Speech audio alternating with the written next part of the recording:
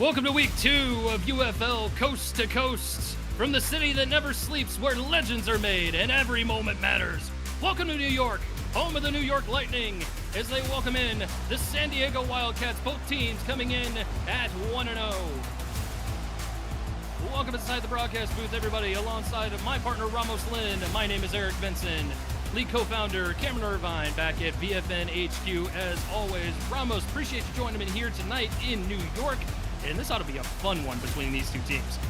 Yeah, I agree. I mean, these are two teams that obviously have playoff aspirations. They both have a very defined identity. You know, for San Diego, this is a team that runs the ball all over the place.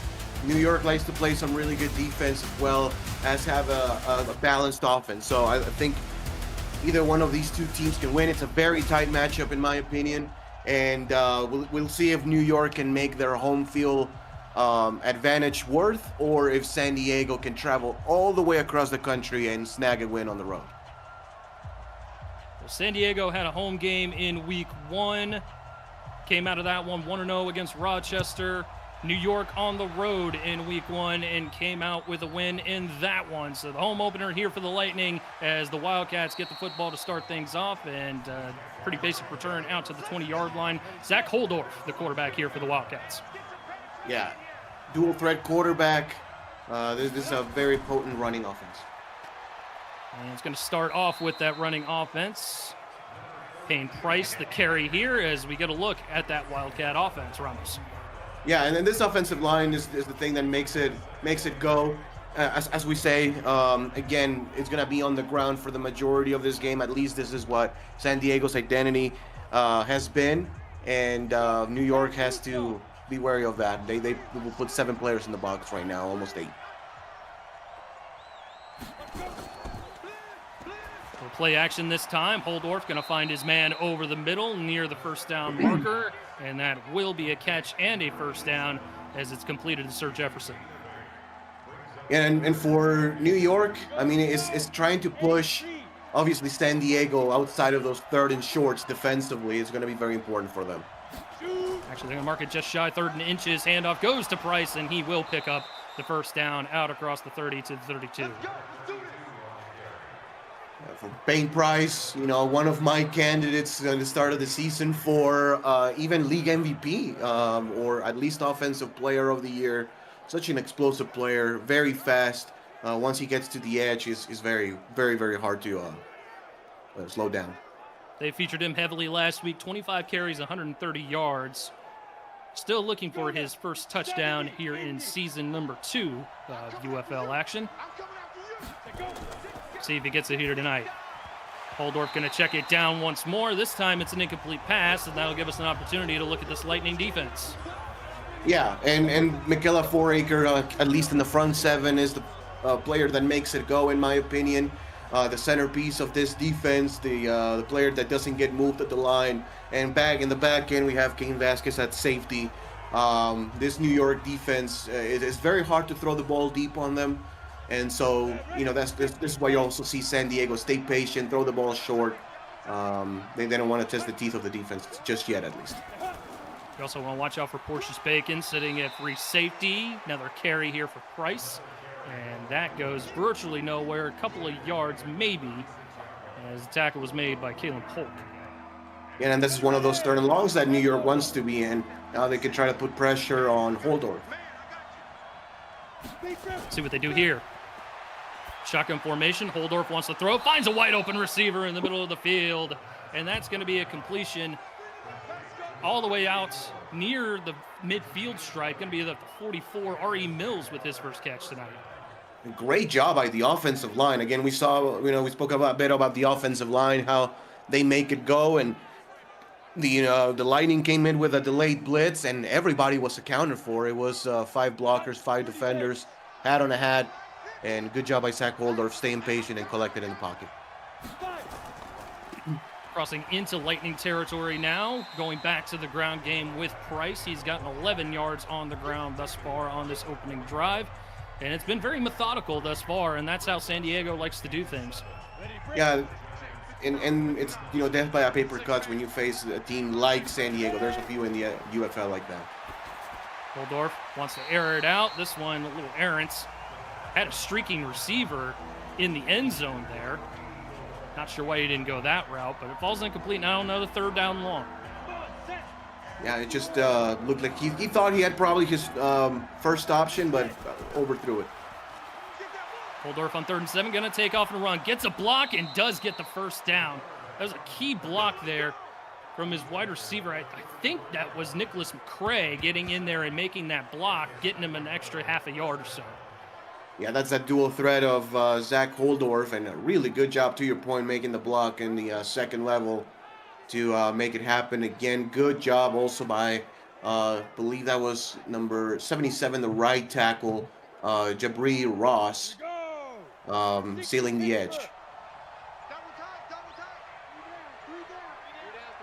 So now another first down here for San Diego.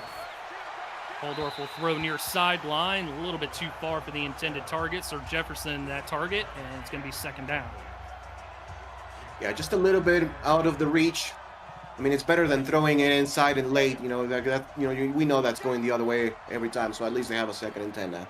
The San Diego faithful will take that all day long. Just a little bit too outstretched for the intended target. Payne Price, another carry, another couple of yards. New York doing well to shut down this rush attack early. Yeah, really good job by Jake Benjamin. That's a trap play, right? The right guard, kind of pulls to the left, but Benjamin with a good pursuit angle makes a stop for only a 2-yard gain. We'll see if New York can get off the field now. Holdorf throws on 3rd down and off target once more. Looked a little bit off throwing the football. Obviously, some on-target throws and a bunch that kind of look like that. And he's just staring off, figuring out what he missed here. Yeah, no, and he just, I don't know if the ball slipped out of his hand. I mean, he's had protection. You know, it's not due because of the pass rush now, a 56-yard attempt. And it's a knuckler and not even close. That was short by a good 3-4 yards. So San Diego comes away empty off of a productive drive. New York will take over near midfield. They'll take over probably around the 37-yard line or so. Yeah, actually, it was about a 49-yard field goal attempt, so not even that far.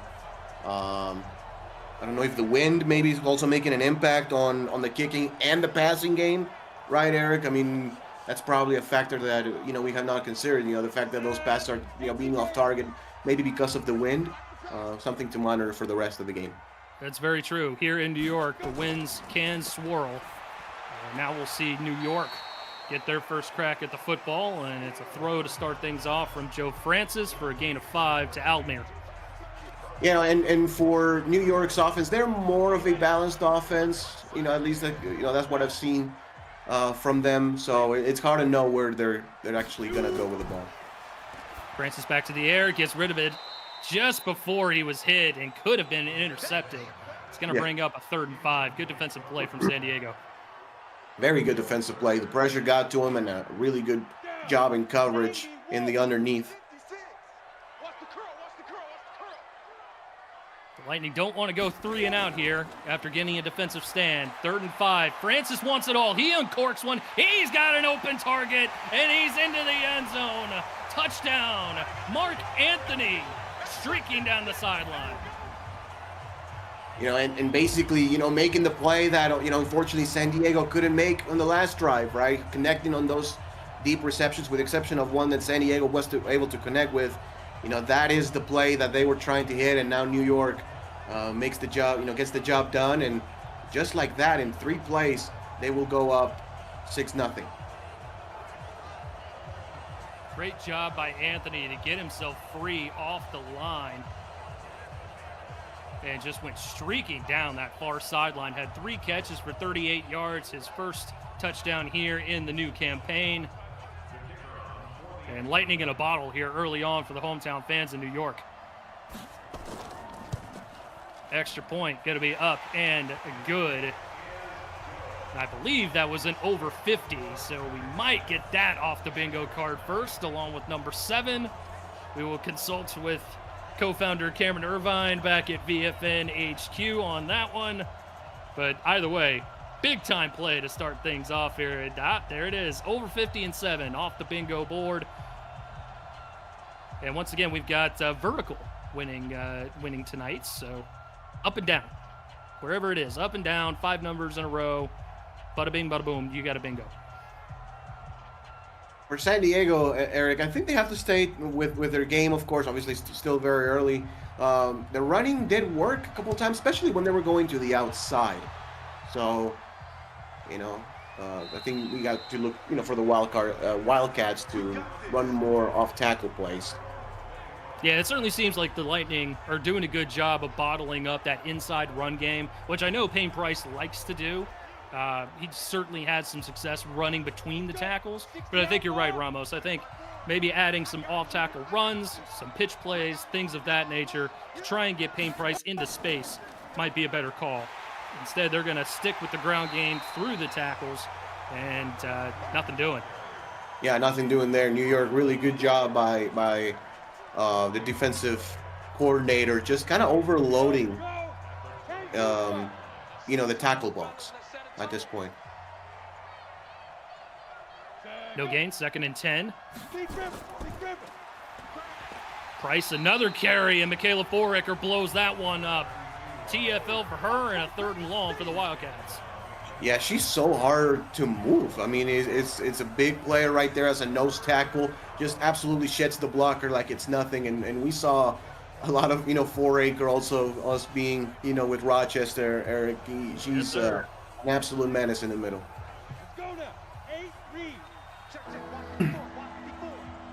Good pass rusher, too, for a big player. Yes, absolutely. She's fleet of foot for sure. 3rd and 11 now. Holdorf's in trouble. Foraker is muscling her way towards him. Now Holdorf throws one up far sideline into double coverage and incomplete. Sir Jefferson, the intended receiver, and it's going to be a 3 and out for San Diego. I mean, just look at that play. I'm not sure if we're going to get a replay, but Foraker is double teamed. Look at that, and she still moves both players back like 5 yards. And then the double coverage in the deep left sideline. Really good job by McLean and the safety. That's number 26, Portius Bacon, on the stop. Yeah, Bjorn McLean and Portius Bacon, those are the 2 stars there with that back end of the secondary, along with Kane Vasquez, of course, but certainly not the 2 defenders you want to pick on if you're Zach Holdorf. Booming punt here inside the 20. Good return, shedding defenders and bringing it out an extra 10 yards almost. It is 10 yards, actually, out to the 29-yard line. Declan James, pound for pound, maybe the fastest player on this roster. Not a big guy, 5'10", 176. Just very, very hard to stop, very shifty. Very elusive for sure, and he definitely hits 0 to 60 pretty quick.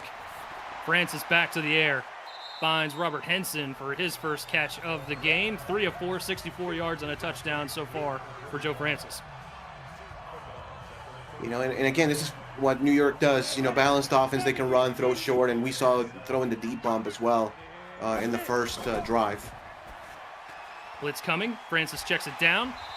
And moving forward is Eden Hart, and she'll get close to a first down. The market just shy 3rd and inches. Yeah, and I think this is where you can put somebody like Ricardo Hawkins, even if you want to do a change of pace, 6'1", 207, kind of like a big power back.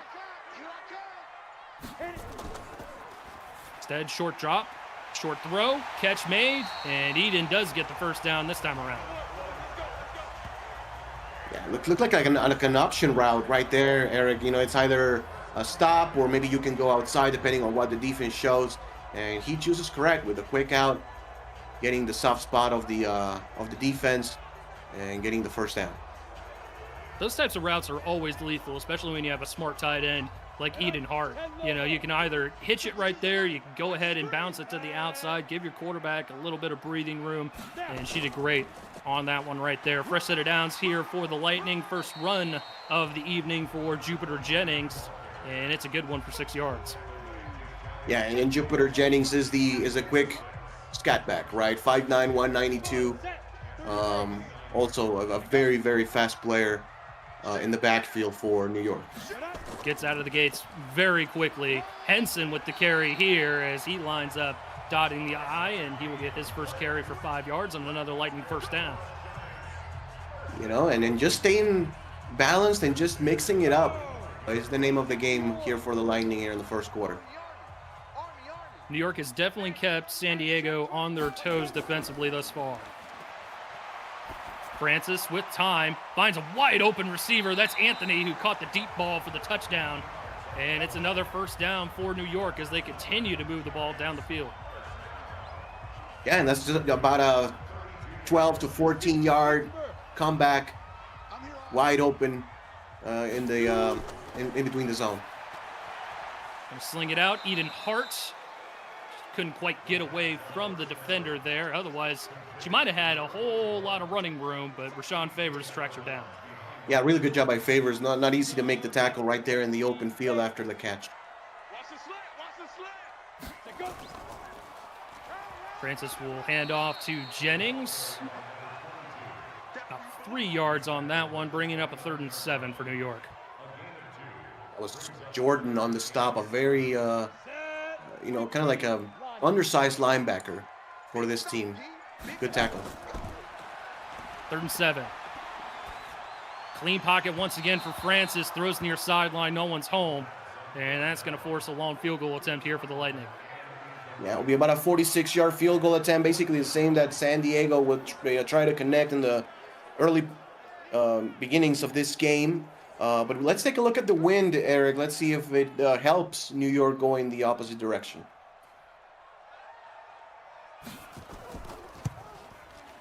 And from about 46, that was pretty darn clean through the uprights here for New York as Cyrus Foster adds 3 points to the board, and the Lightning extend their lead to 10.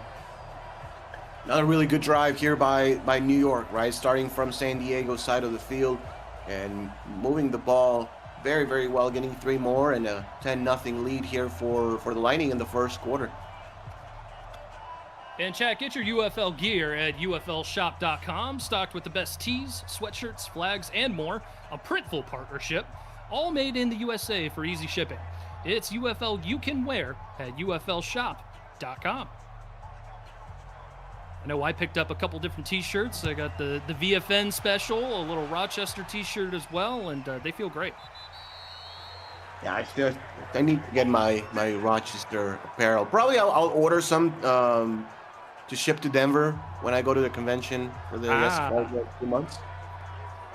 Good call. I like that. Probably Kinda going to have to head up there myself since, the league kind of forced my hand a little bit. Represent the SFL Aztecs and the UFL Pioneers. Sounds pretty good. Yes, sir. First set of downs here for the Wildcats following the touchback. And another short gain here for Payne Price as the New York Lightning defense just continuing to strap down Price. Yeah, and you can see the defensive game plan for the Lightning, right? We're going to make Holdorf beat us through the air.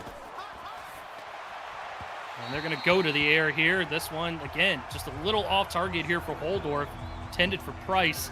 Now it's another 3rd and long situation. San Diego hasn't done extremely well against this Lightning defense in these situations. And Holdorf is now down to what, 2 of 9 passing? See if he can extend it, and he will. That was a good throw there that time for Holdorf. 3 of 9 now for 42 yards, and that'll extend the drive for the Wildcats. Yeah, really good throw that time. Ari Mills with his 2nd catch of the night. That was like a sail route on the outside and hits him before the corner and the safety get to the spot. Yeah, I think you're right, Ramos. I think it was intended to be a bit of a deeper route, but Holdorf wisely sits the route down, gets the completion, and the first down. We've hit the end of 1 here in New York. The hometown Lightning up 10-0 over the visiting San Diego Wildcats. You're watching UFL Coast to Coast live on VFN. Eric Vincent alongside Ramos Lynn, league co-founder Cameron Irvine back at VFN HQ as we start the second quarter of play with a rollout and a pass from Holdorf to his target along that far sideline. And it's going to be Armstrong with his first catch and a short gain of 1. A little bit of a change making the rollout, but New York's defense stayed disciplined.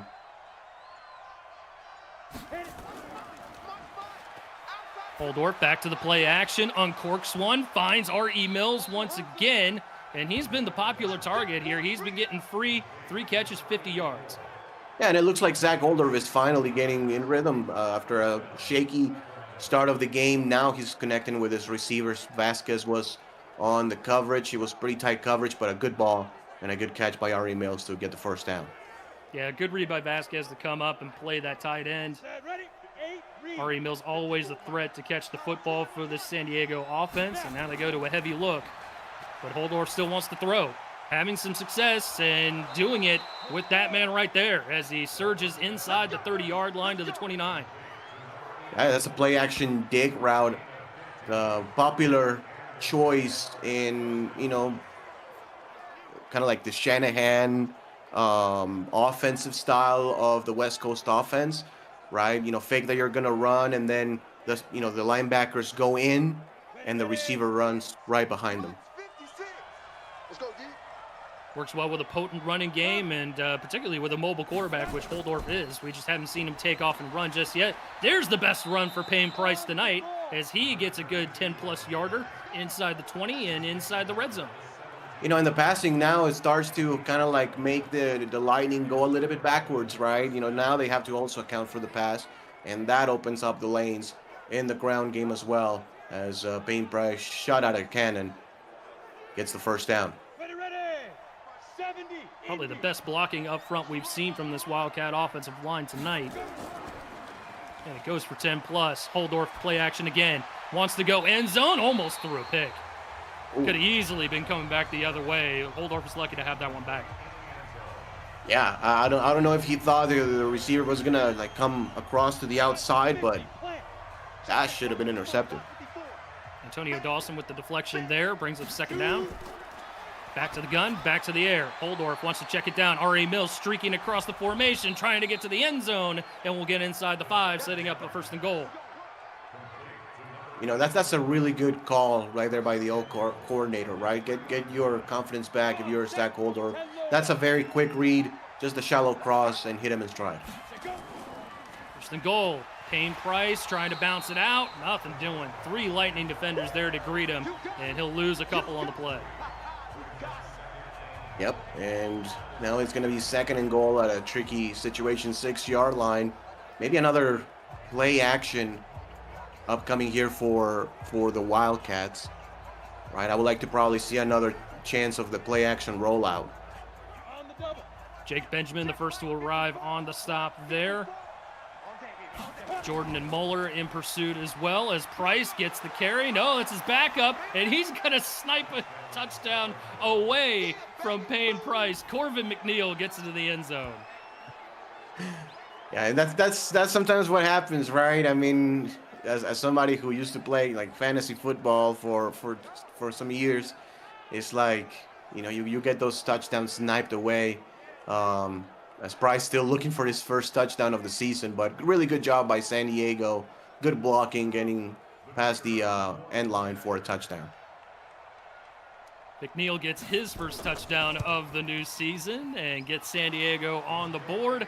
Extra point is up and good, and we've got a 10-7 ball game here in New York. And in the first quarter, it was all New York, right? And all of a sudden, we just have a 3-point game, right? San Diego defensively needs to show that they can consistently stop the Lightning, but obviously the Wildcats feeling pretty good after that drive. For the bingo numbers, now we had 10 and 6. Yes, sir. And we're doing verticals tonight, folks, as a reminder. So up and down, 5 numbers in a row. That'll get you your bingo. And hopefully we got many more numbers to come here.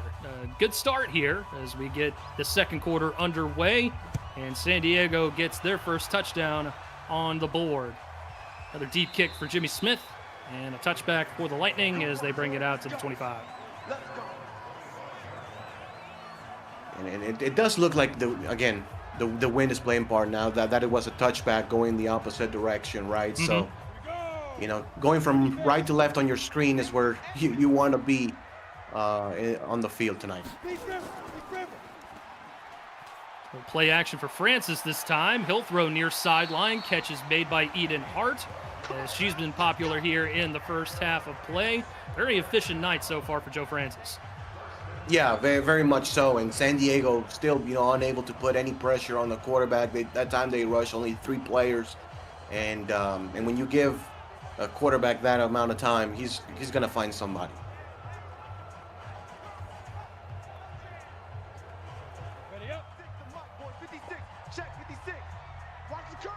All 3 of those San Diego linebackers in the box, anticipating a run, which they will get. Jupiter Jennings trying to cut it back inside and really only gets a couple of yards, bringing up second out.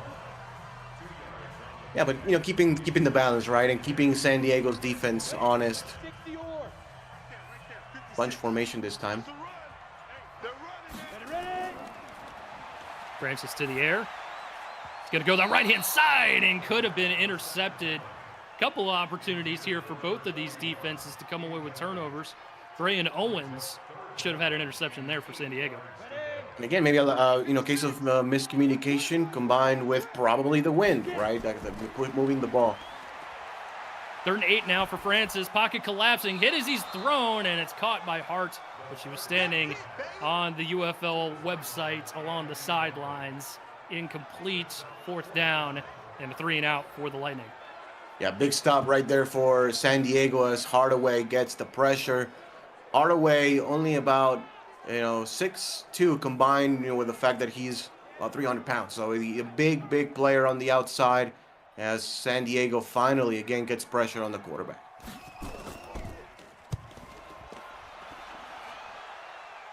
Brandon Piner with the punt here for New York, and a fair catch called for by Sir Jefferson, made at the 14-yard line. And we'll see if San Diego can tie this thing up or possibly take the lead here as we get things going here in the second. Yeah, Payne Price had his best run of the game so far in the last drive, so finally getting his yards. But shotgun, maybe another passing situation. And it is. Holdorf beats the blitz, shoots it out to Price, and he'll get 4 yards on 1st down, bringing up 2nd and 6. Great open field tackle. Great open field tackle, because if he misses that, Price is probably gone for 20 plus.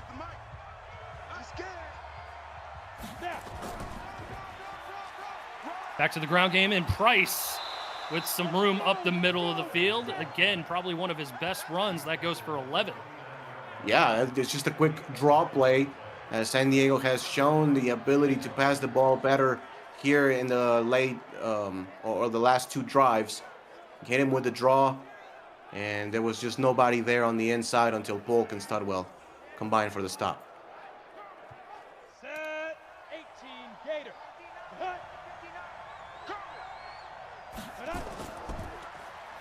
Sticking with the ground game, and a fumble.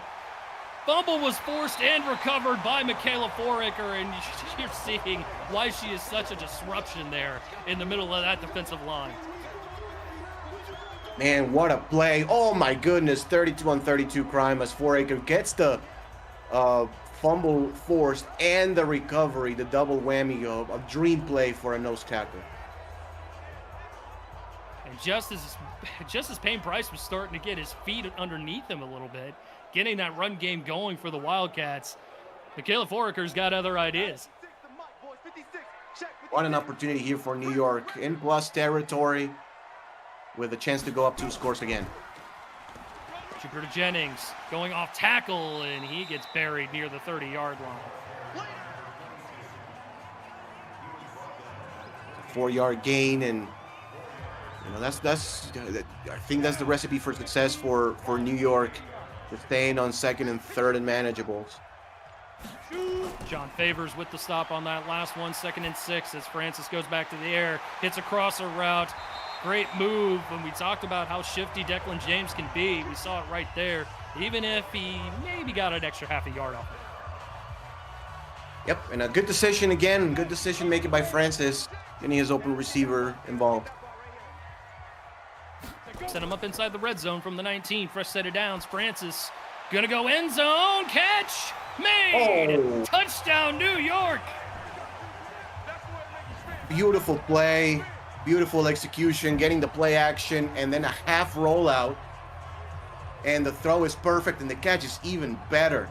With both feet in bounds pretty clearly, as the safety there, number 31, that was Brian Owens, unable to get to the ball fast enough.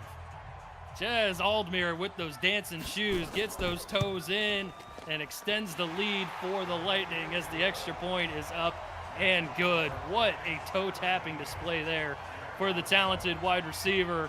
New York back up by 2 scores as we are inside of 5 minutes to go here in the first half.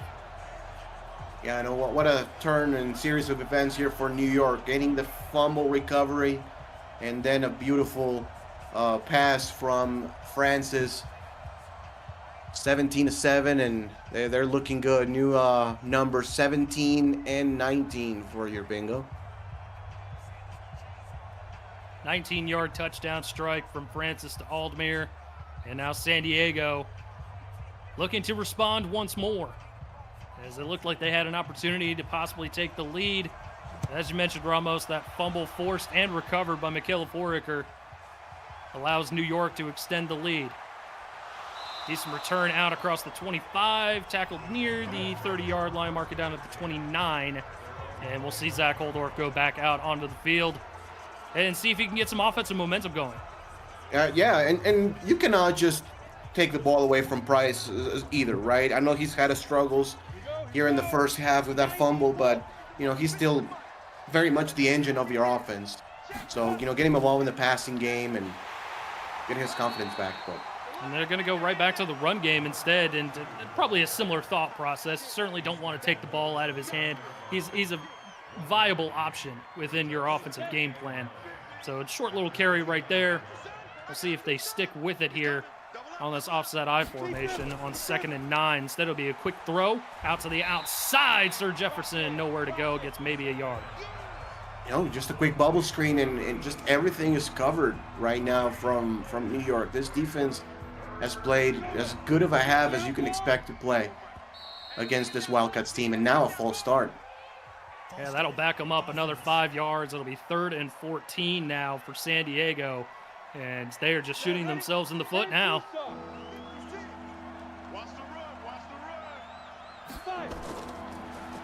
3rd and 14, Holdorf. Pressure coming. He's going to throw near sideline and a bit too far for his intended target. Looked like he was finally going the direction of Kyron Rucker, who we haven't called his name at all tonight, but a little too far, and it's going to be a 4th down. New York's going to get the football back. The Wildcats on the sideline pleading their case for inbound catch, but not even close. That was about a couple yards out of bounds, so New York gets yet another stop, and we'll get the ball back in pretty good field position before the end of the first half.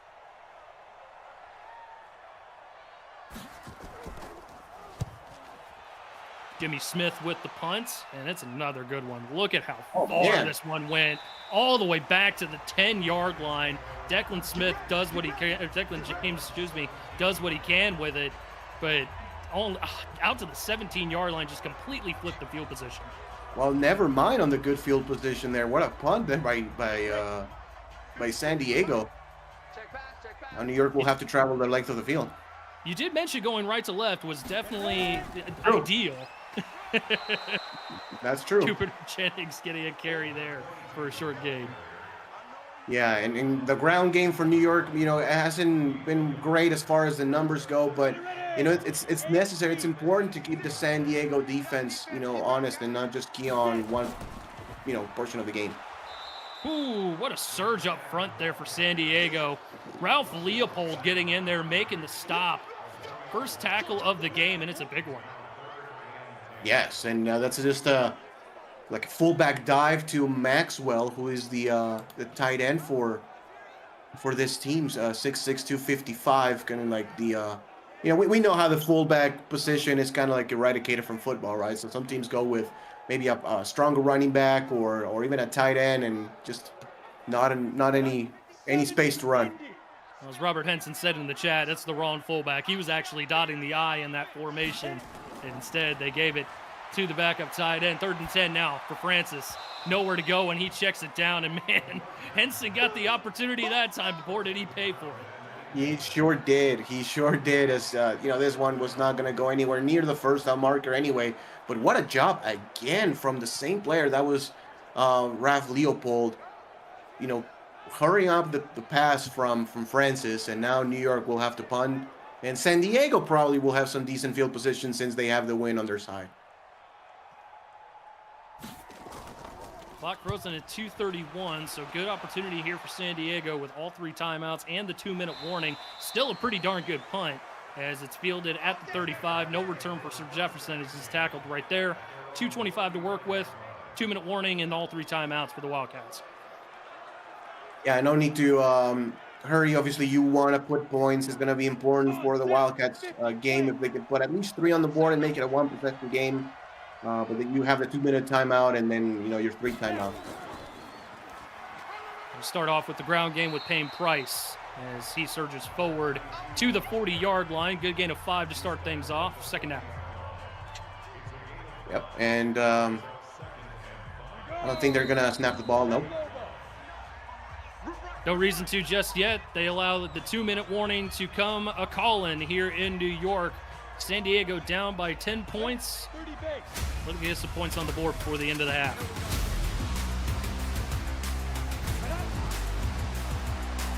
Holdorf to the air. Throws over the middle. Catch made. Sir Jefferson. No, Payne Price with the catch there as he gets the first down. First down and 10 here for San Diego, and they really like what they have here. They go in a quick huddle. Holdorf wants to go a little bit deeper and incomplete. That time was looking for Sir Jefferson. And Cassian Cross actually out on coverage, breaks up the pass, incomplete. On the ready. Really good defensive play, not giving up on that one, but probably should have been caught. Freezes the clock, 2nd down, checks it down, and near the first down marker is going to be the receiver, Nicholas McCray, with his first catch here. Haven't seen him as much here tonight. San Diego continuing to go no huddle. Holdorf back to the air. Throws a quick one. That's McCray surging upfield, out across the 30-yard line to the 27.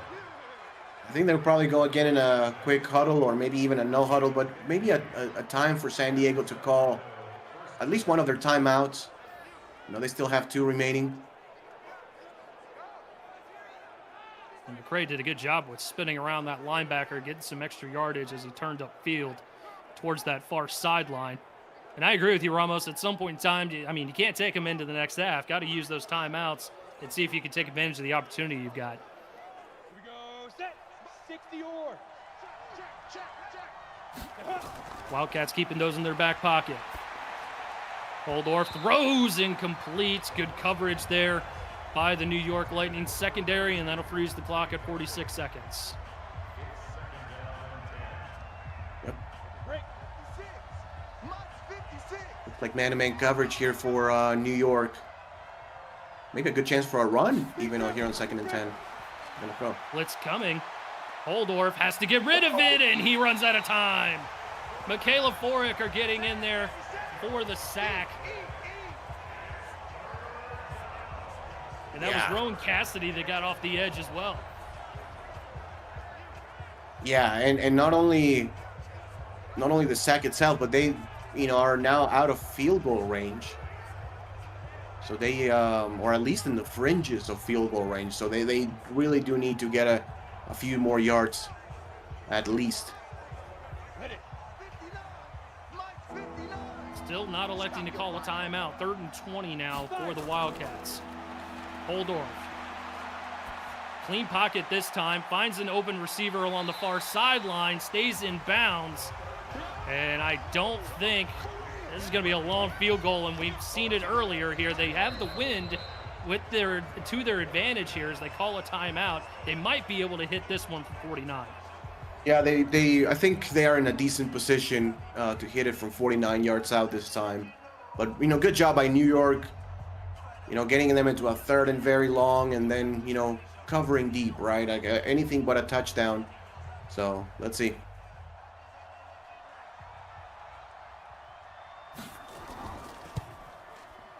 Jimmy Smith with the kick, and it is no good and short again. We got it. Good job, D. Good job, D. Brutal, you know, series of events here for San Diego. I mean, just too low of a kick actually gets to his hands. James's hands, excuse me. Hey, we gotta get this stop here, D. Ready?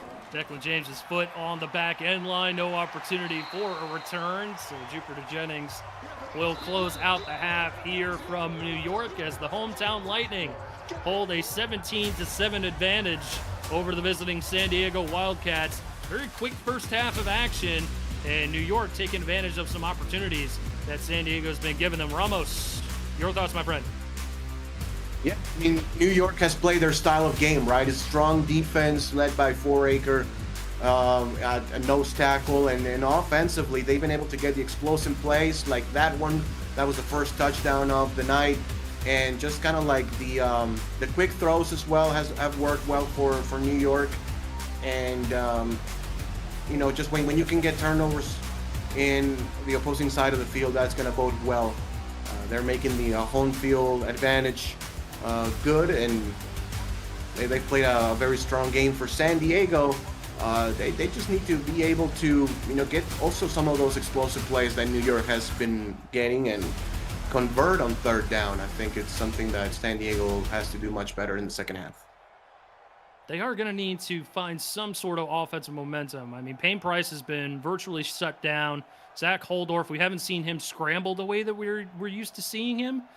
But, yeah, the Wildcats are going to have to, you know, go back to the drawing board, make some adjustments here as they kick the football off to the Lightning to start the second half of play, as Declan James takes a knee in the end zone, and we will bring it out to the 25 for the Lightning. Very, very important defensive drive here for San Diego, I think, Eric. I mean, even obviously if New York scores, it's not the end of the game, but, you know, they really need to get some early momentum in the second half. Three-score game would be tough as Robert Henson gets a carry to start the drive here for New York. He'll get a couple of yards, and that'll bring up second down here for New York. It's just, again, New York has been accustomed for them on first down to get about 3-4, and that really makes things easier on second and third. Now they'll go to the air. Francis throwing a dot in the middle of the field, finds Mark Anthony, who had the deep touchdown pass earlier in the first quarter, and he gets a first down here for the Lightning. It's just kind of like, again, that dig route in between the linebackers and kind of like in the linebacker safety area.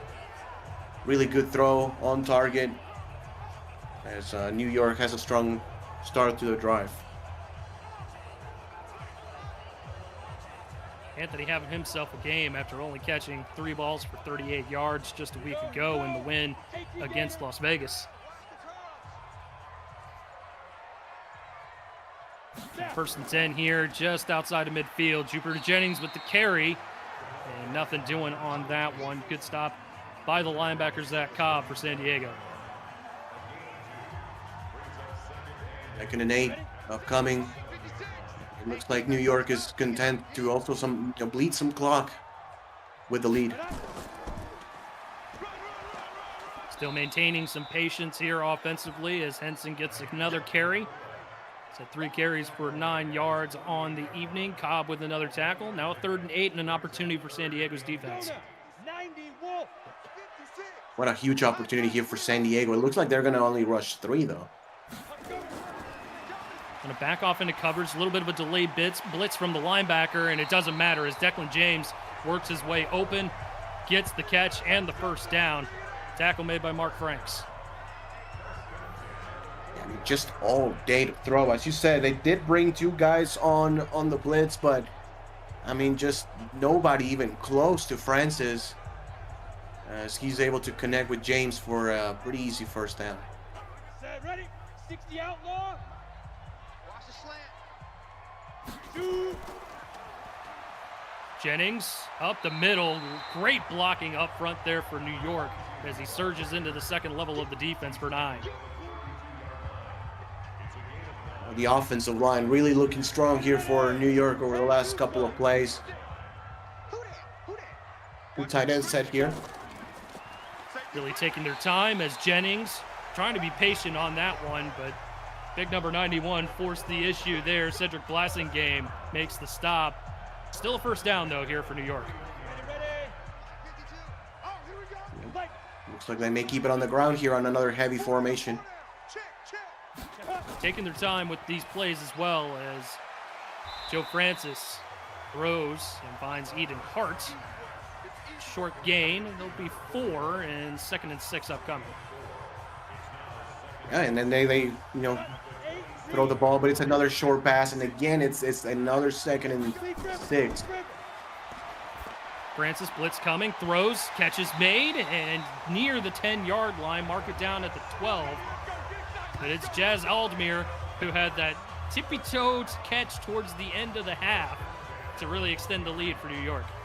Yeah, 3rd catch of the game for Maldier, and the balance again and the way this offense is able to get the ball to everybody. It's been very impressive tonight. Francis, a very efficient night, has been spreading the ball around to virtually all of his targets. Now an opportunity to add on as he goes back to the air. Pressure in his face. He's going to take off and run with it. Not really much of a scrambler as Francis gets down after a gain of 5. Yeah, definitely not the wheels that his counterpart Holdorf has on the other side, but makes it good for a gain of 5 yards. Good job taking what he could get on that one. Fullback dive up the middle he goes, and Maxwell gets maybe a couple of yards. It'll be 3rd and 2 upcoming from the 4. And 3rd and 2. You keep it on the ground. Do you play action maybe? It's bunch formation here. Francis to the air. Wants to go Eden Hart's way, but she had to come back to the football. Really negated the momentum of that play. And now it's going to be a field goal try for the Lightning.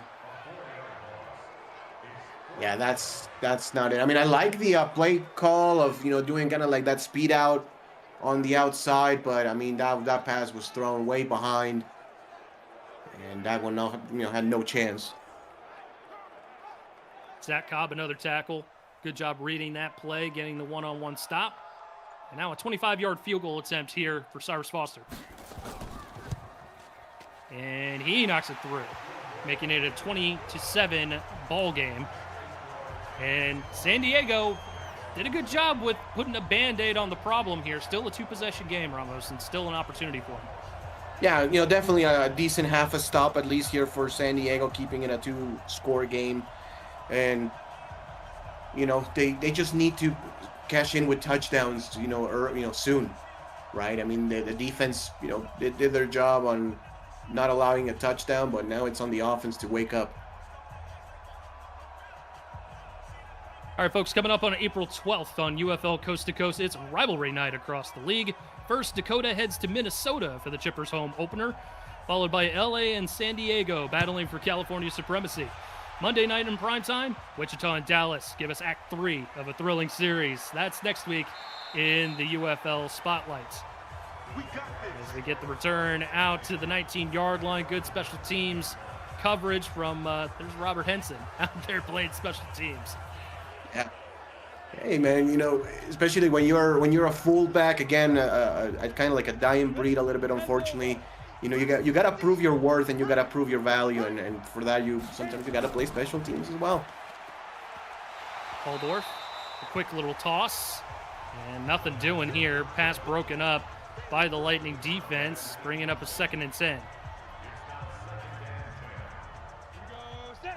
Yeah, and it's supposed to. I mean, we've seen New York go 2nd and 5, 2nd and 6. San Diego has had a number of 2nd and 10s or more tonight.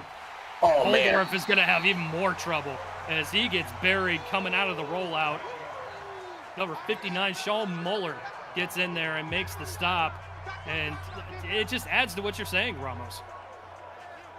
Yeah, I mean, they send the pressure on the outside, the overload, that side of the formation. and it's just about 4 different guys for only 2 blockers, and there's just no space and no time for Holdorf to do anything. Lucky the ball dropped loose after he made contact with the ground, otherwise it would have been a very costly fumble. Now way behind schedule here on 3rd and 18. Holdorf is heaving it up there, intending the receiver is in the area, but so is the safety. Looking Kyron Rucker's direction, and San Diego just hasn't had any sort of luck with these big plays against this daunting secondary for the Lightning. And again, you see Foraker collapse in the pocket as Holdorf was launching the ball. Just very uncomfortable in the pocket all throughout the game. It's been a rough outing for Holdorf tonight. Kane Vasquez probably had an opportunity to pick that one. Instead, bats it down to the turf. San Diego 3 and out once again. Nice booming punt from Jimmy Smith. And Declan James will return it out across the 25 to the 27-yard line. Here goes Joe Francis, 15 of 20, 173 yards and 2 touchdowns. No interceptions, as the Lightning as a whole have played a very clean game. No mistakes thus far for the Lightning, either offense or defense, as Henson gets the carry, cuts it back inside, looking for more yardage, and he'll get about 8, bringing up 2nd and 2.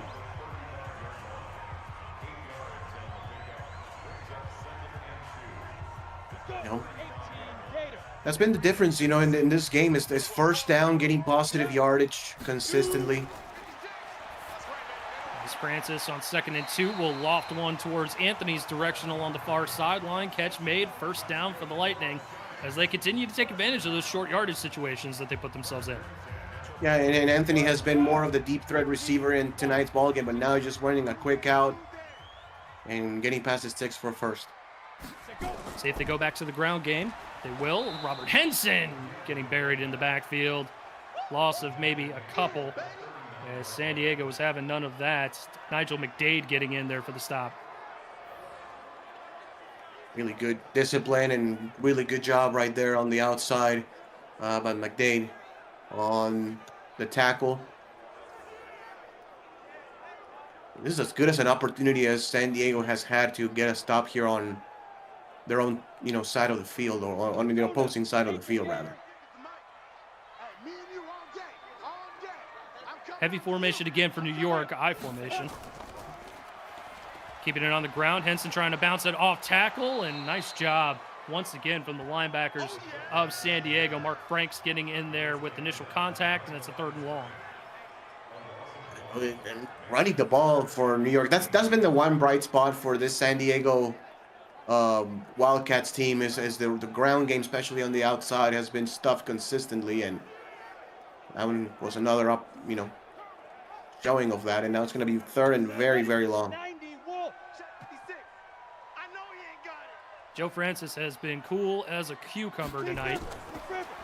3rd and 14 here. Pressure in his face. The ball is out. It's still on the turf, and an offensive lineman picks it up.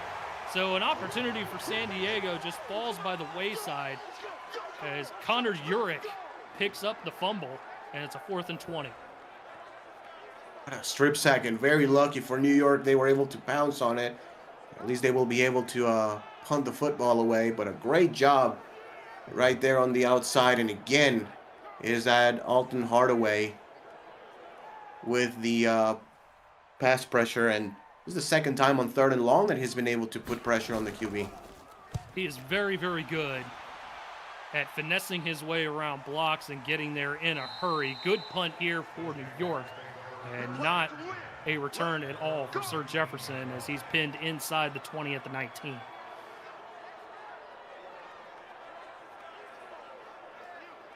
Really good job by New York special teams throughout, the night. I mean, field goal kicking, kickoffs, punts, they've done a really good job on giving their offense and defense really good field positions. Holdorf will start through the air. He's going to take off and scramble, probably the first time tonight we've seen that. Catches a block on the near sideline. He's off to the races and will slide near midfield. A huge run for Zach Holdorf on 1st and 10. Yeah, and then surprising, we haven't seen that a bit more in tonight's ball game, right? He had one in the first half that went for some positive yardage, but that one, a really good run to the outside, getting a block also on the edge. Ready? So that pushes the ball up to the 46-yard line. And they'll go back to the ground game with Payne Price. Nowhere to go, especially in the middle of the field as they continue to work that. Roan Cassidy with the stop once more, and it's 2nd and 10. Come on, set, 8, read. Okay, the last play here of the third quarter. Like 50. No game on this defense, no game. Get it. Another heavy set here for San Diego. Instead, they'll go play action. Holdorf doesn't like what he sees, checks it down here to Payne Price. Oh. Shifty move along that far sideline, and is able to get first down yardage. Best play from Price tonight, getting the catch, open field, and again, it's so difficult to stop him in the open field. I mean, what New York has been able to do is getting stopped at the line of scrimmage, but in the open field, he's so hard to stop. Just barely getting the play off before the end of the third, Oh. and Price fumbles the ball again. It's picked up by Cain Vasquez. 2 fumbles by Price tonight. Both forced and recovered by the same defender, and New York is in business as we head to the 4th. Up 20-7, and an opportunity to add more. You're watching UFL Coast to Coast. We're not gonna get a replay. I'm sorry, we're not gonna get a replay, dude. That was the hit of the season. I don't know. I think Michaela Foraker would have some words with you about that one, but it was certainly a good one. As Francis gonna uncork this one again, and it's intercepted. We trade turnovers as Favors comes up with the interception on the deep ball. Rashawn Favors playing it perfectly. Wow. I mean, I know you want to go, for the jugular. You want to do the kill shot, but a really good job by San Diego's defense staying true, double coverage, and a great interception on the outside by Rashawn Favors.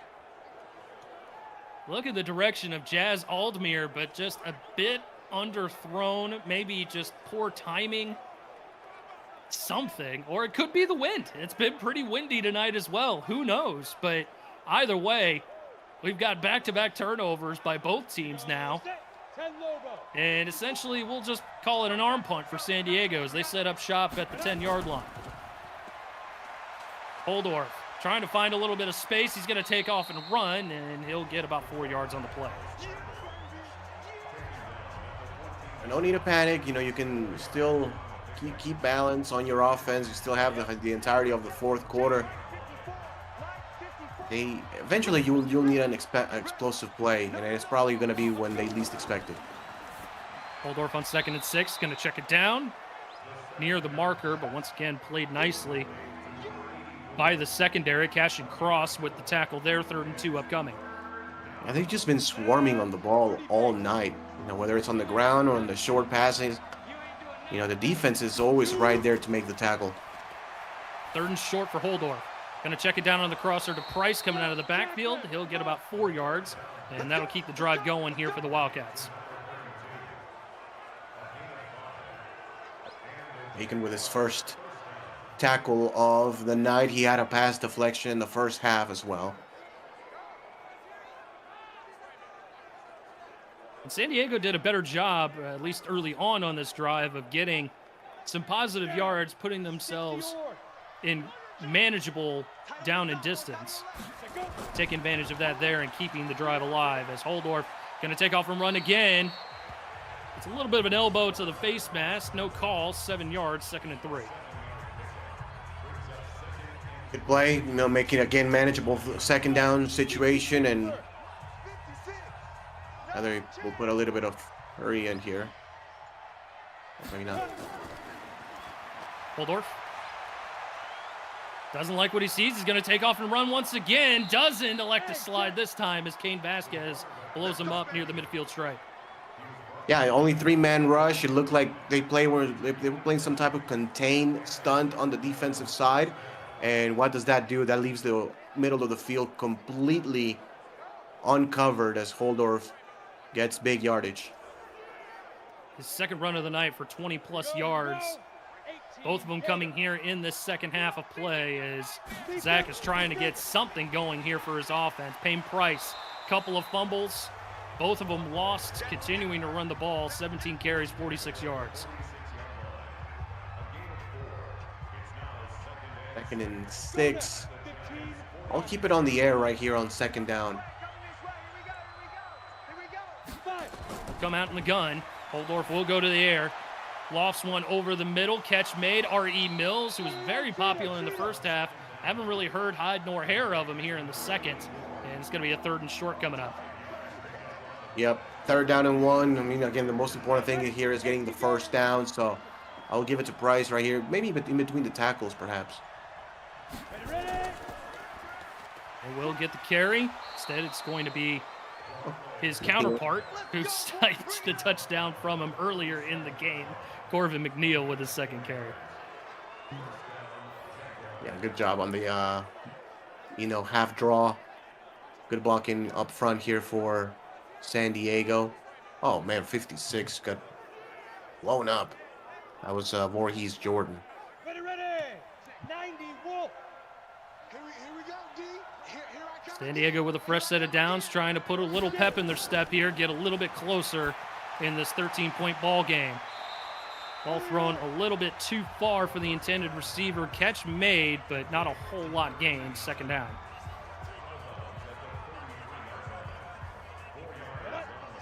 Clock will continue to run.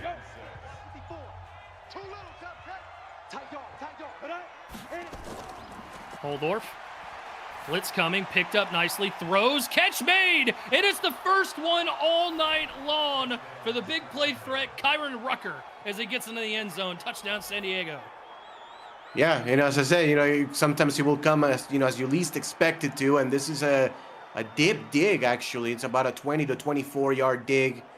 Gets the catch, great catch, all hands, as he had the defender plaster all over him.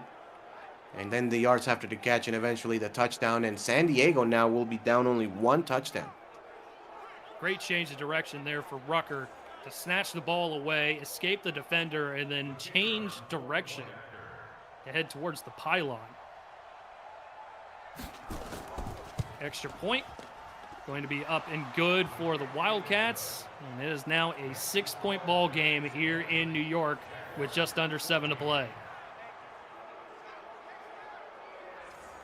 And now the pressure is on New York, Eric, because now they have to at least, have a long sustained drive, take the clock down, put some points on the board. Otherwise, San Diego, is going to have all the momentum going to the final stretch of this game. And Chad, we know following the UFL action every weekend can be daunting. The best place you can catch anything you missed is UFL This Week, debuting every Tuesday on VFN, giving each and every game the highlight recap you deserve. Catch the first UFL This Week this Tuesday on the Virtual Football Network. And it'll actually be the second one since we're here in week 2. Basic math not eluding me. First one was actually really good. Did you catch that one, Ramos? Yep, sure did. Yeah, so far this season has been very interesting. Let's put it this way. There's of course teams that, are showing to be, some of the championship contenders early in the season. There's other teams that have to work on some stuff, but it's a long season, man. It's a long season. The SFL has, 12 games. We have 16 here in the UFL, so it's a very long season. There's always a chance to improve. Yeah, absolutely. And certainly plenty of areas that you can improve, all of them chosen by you, which is what's great about this fine league. As Francis goes to the air on 2nd and 6, pressure's coming. Oh, no. He's got to get away, and he's not gonna. Sacked back at the 20-yard line. And it looked like it was Nigel McDade getting in there for another big stop. Yeah, and he tried to steal a page out of Zach Waldorf's playbook, but he doesn't have the legs to get to the outside, and just absolutely running in sand for a little bit. That's probably the most accurate way to put that is Francis just kind of trudging through mud trying to get his way out of the pocket and get some sort of positive yards. But now at 3rd and 14, this is a big 3rd down here for San Diego. Huge play here in this game. Francis. He's going to fire one far sideline. He had Anthony, but it was a bit too tall. It's incomplete, and it's 4th down. Oh, man, that was such an important play in this game. Francis, as you said, had him wide open. And when I say wide open, I mean as open as you can expect to have a deep pass on third and very long. And just completely threw it to the sideline. And San Diego now, again, with all the momentum, can they close this one out? Fielded just north of the 25-yard line. And once again, we talked about this. Special teams has been great here for New York. And Sir Jefferson just nowhere to go for him on that return. As we get a look at Holdorf's numbers, bit of an up-and-down game. No turnovers, but 18 of 30 for less than 200 yards. It's been a tough night here against this Lightning defense. As he goes to the air to start things off here on first down. He's going to throw one near the sticks, which is caught. And that'll be close to a first down. Give him 9 on the play. Really good start here to this drive, and they will go in the quick huddle. McCray with the catch on that last play. Holdorf on 2nd and 1. Wide open man. It's McCray once more as he creeps into Lightning territory. Mark him down at the 41. And don't look now, but San Diego's offense is clicking. Zach Holdorf has gotten a lot of confidence here in the fourth quarter. It's a bit of a uh-oh, here they come. Holdorf, got to get rid of it. He throws near sideline wisely, throws it away as the pressure was coming in his face. 2nd down. Yeah, live to fight another down is good decision right there by Holdorf, throwing it out of the back of his players on the sideline. Holdorf on 2nd and 10, trying to check it down, and man, he is lucky to come away with that one. Kalen Polk in coverage could have easily had 6. Very, very easily could have had 6. I mean, that was game over. Instead, San Diego will live to fight another down. 3rd and 10. Holdorf throws in one-on-one coverage, incomplete, looking for Mills. Now it's 4th down. I think you take the points here, Ramos, but you're also kind of out of field goal range, so what do you do? Man, I think it's 4th down territory here, Eric, regardless. You know, unless it's like, you know, say 4th down and 20 from the 20-yard line, but they will punt. I don't blame that either. You have the 3 timeouts, I guess. Your defense has played well here in the fourth quarter. A good punt by Jimmy Smith. Can they bat it down? They do. They touch it at the 1-yard line. Okay. Man, for 1 second, I thought he missed it. Now, in the UFL, you know, it's first touch, right? Even if the ball goes into the end zone, if you touch it, the ball is dead. So now Robert Henson with a burst of speed coming out of the backfield. He gets close to 20 yards on the play. Mark him down at the 18. And a play that comes out of seemingly nowhere here for Robert Henson. He's got a rough outing tonight, trying to get some yardage, and backed up. Oh, what a block by Maxwell!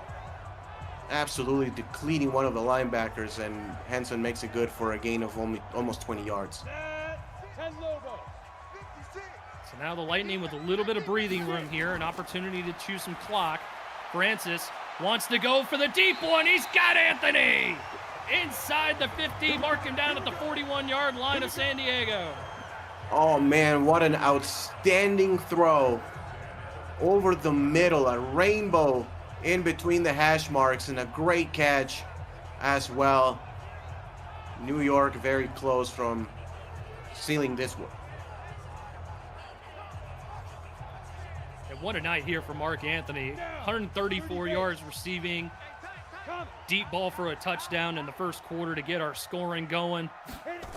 And that was a great throw by Joe Francis as he goes back to the ground game. Robert Henson with some renewed vigor here in the fourth quarter gets another first down. What a job. I mean, I don't know for San Diego, I don't know if they were, if they got, after that long throw, I don't know if they kind of like got scared and put people back, but Robert Henson is now making them pay. And Zach Holdorf can't believe it on the sideline. He's just looking for another opportunity, and he might not get one here if New York continues to operate like this. Yeah. Keeping it on the ground, Jupiter Jennings. Good spin move there in the hole. And he'll get out across the 20-yard line. First time out for San Diego. Yeah, but now, you know, if New York is in field goal range, as long as they don't give the ball away, you know, they can very easily put this one out of reach with a field goal. So San Diego desperately needs a turnover. It's going to be very tough if New York is able to get this field goal here and go up 2 possessions. Henson going to surge forward. I believe that's enough for a first down, as San Diego will call their second timeout. Should be enough, certainly close. Yep, they roll him a first. So I'm New York now. I'm throwing all the passing plays out of the book. Just run it here on first, second, and third. Go now. 18 Gator. 56. Defense wins championships, baby. See if San Diego elects to keep that timeout in their back pocket or they use it before the 2-minute warning. Francis wants to throw, and man, I know he was looking for Eden Hart, but he needed a little bit more loft on that ball in order for it to be safe. Yeah, he sure did. Very lucky that wasn't intercepted. Mike, 56, right there, 56. So a break for San Diego as it freezes the clock at 2.5 minutes. Pump fake. Then goes that way, and again, lucky to come away with that. Looking Henson's direction, but Brian Owens was there. That one was even more dangerous, because if that's intercepted, that's 6 points going the other way. Just like that.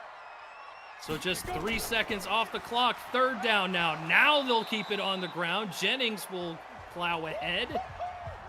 Last time out for San Diego. Yeah, so, I mean, if New York can put this ball in between the uprights, you know, kind of no harm, no foul anyway, but, you know, as New York is ineffectively putting this one out of reach, but a lot of risk on that series of play calls. Cyrus Foster from 28 yards knocks it through, makes it a 2-possession game with 2:20 to go here in the ball game. San Diego, no more timeouts, so they will have to move the ball pretty adequately down the field and do so efficiently.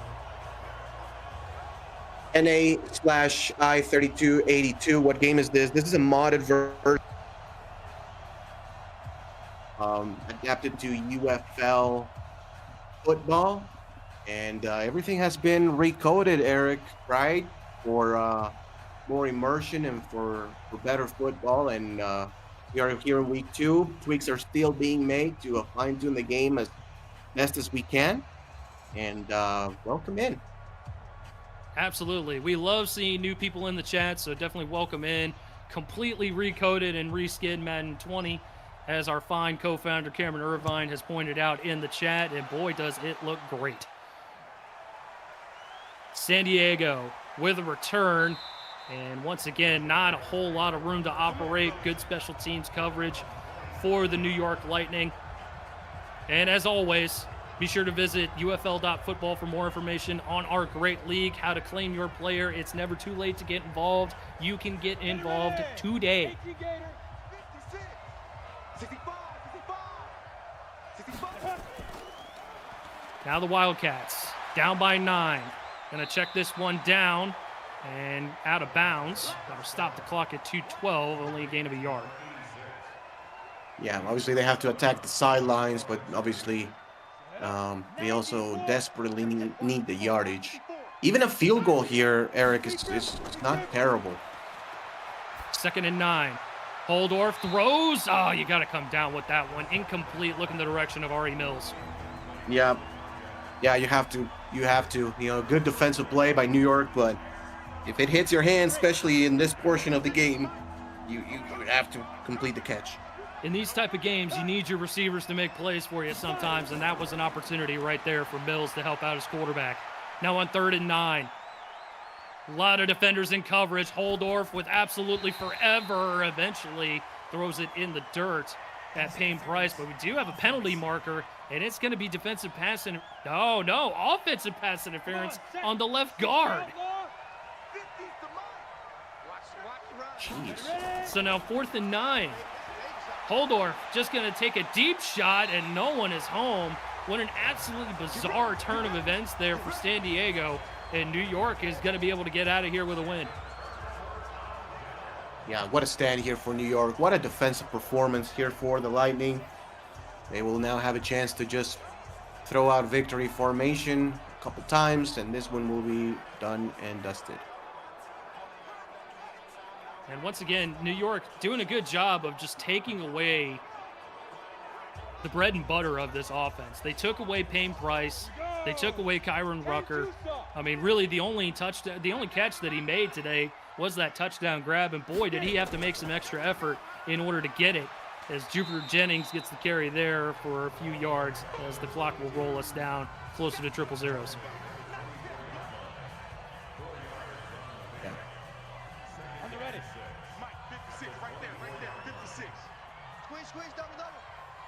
Been a great game collectively for the New York Lightning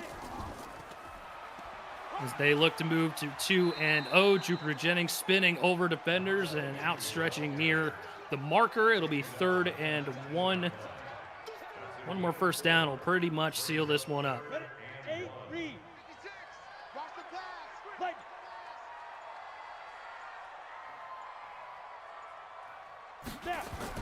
To the 19. Carry for Henson. He gets bottled up near the 20-yard line. He'll lose a yard, but I don't think it's really going to matter all that much. No. The play clock is not going to, or excuse me, the game clock is not going to end before the play clock. So they do need one more play, likely a field goal, tack on 3 more. Probably that will be the last play of this game. I'll tell you what it does matter for. It matters for Bingo Ramos. And it does. We'll get some more bingo numbers here for sure. This one going to be from 37. And that is up and through for New York.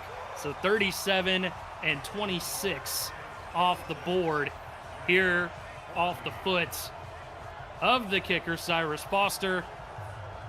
And hopefully some of y'all got some vertical bingos here. If not, as Cam was mentioning in the chat, the cards do carry over. They do not reset between coast-to-coast matchups. So keep that card with all the dots and all the X's that you got marked off.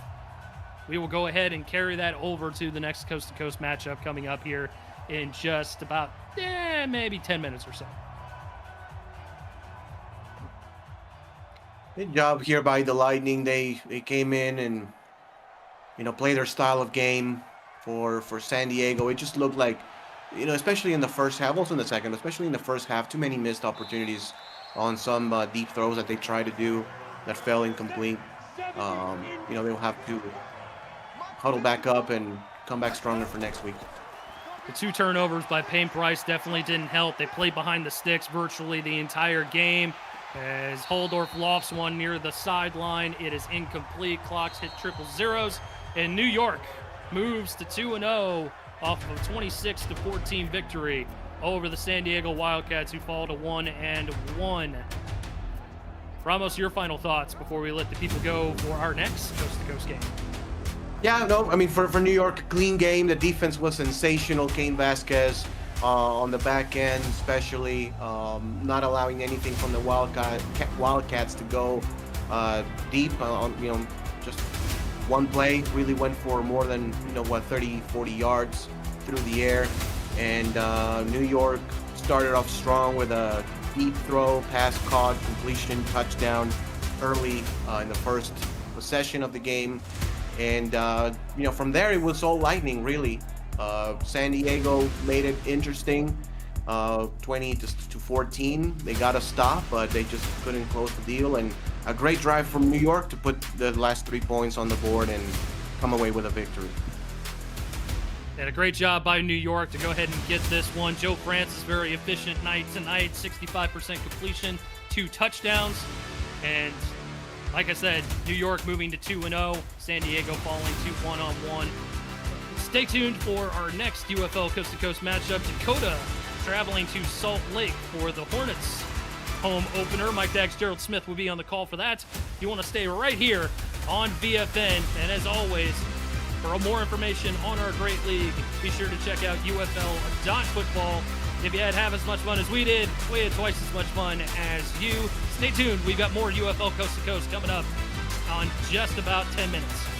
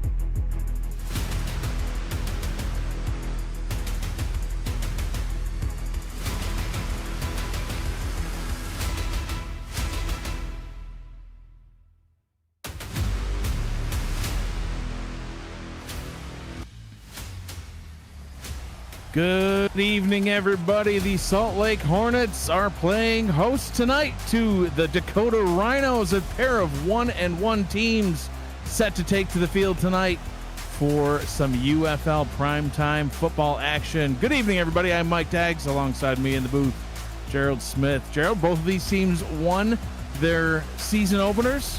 One of them is going to go to 2-0, and obviously the other will suffer their first loss of the season. What are you feeling about this game tonight? Well, it's way too early, right? But I'm gonna say it already. Such early on in the season, as Matt Wilson would say, right? The O's gotta go for one of these teams right here, and it won't be a good way to let that O go either. But one's gonna go to 2-0, the other one's gonna go to 1-1. But very good start for both the squads. For Matt Wilson, he was always trying to talk about the a winless team, but yeah, this is you can't stay undefeated forever when you're both playing a lossless team. So hey, Dakota's going to start with the football tonight, and Billy Flagg on the field handing that one off. We'll take a look at this starting offense for the Dakota Rhinos. Their season opener, Gerald, it was a close game. They played the St. Louis Rivermen, and 22-17 was the final in that one. So kind of went back and forth all game. St. Louis got out to a 10-0 early lead, and Dakota had to kind of claw their way back into it. A lot of it was because of Billy Flagg, who completes his first pass of the ball game. Had a pretty solid game last week. No touchdowns, but kept it clean. No interceptions. Went 22 of 33, 316 yards. It's a 66% completion percentage. He's going to need a performance like that, but also probably find the end zone a couple of times. Yeah. And whenever you're able to stay mistake-free, it actually gives you that much more of a chance to be able to win the ball game, especially when your defense is showing up. And the starting defense now for Salt Lake, making their way out onto the field. Second down and 9 coming up here early on in this ball game. Billy Flagg in the shotgun now. Two receivers up top, one to the bottom. Flagg throws down to the bottom, and that one swatted away. Quick pass breakup by Ruff. Yeah, and he kind of was really down low in the box right there, coming in across real quick and making it close the gap between, before the ball got to the wide receiver right there. Flagg on third down and 9 finds a target up top, and that one is complete. Freddie Spencer getting the catch, getting the first down for Dakota, and they are now in Salt Lake territory.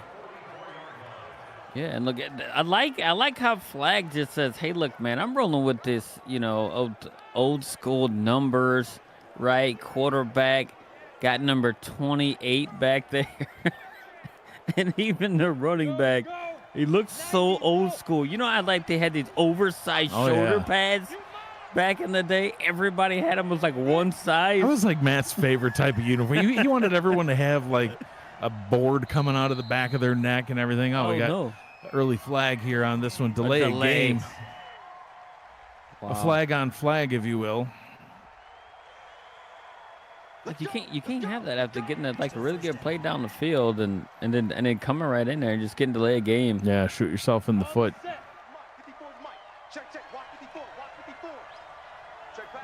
So now 1st and 15 from about midfield. Flagg hands this one off.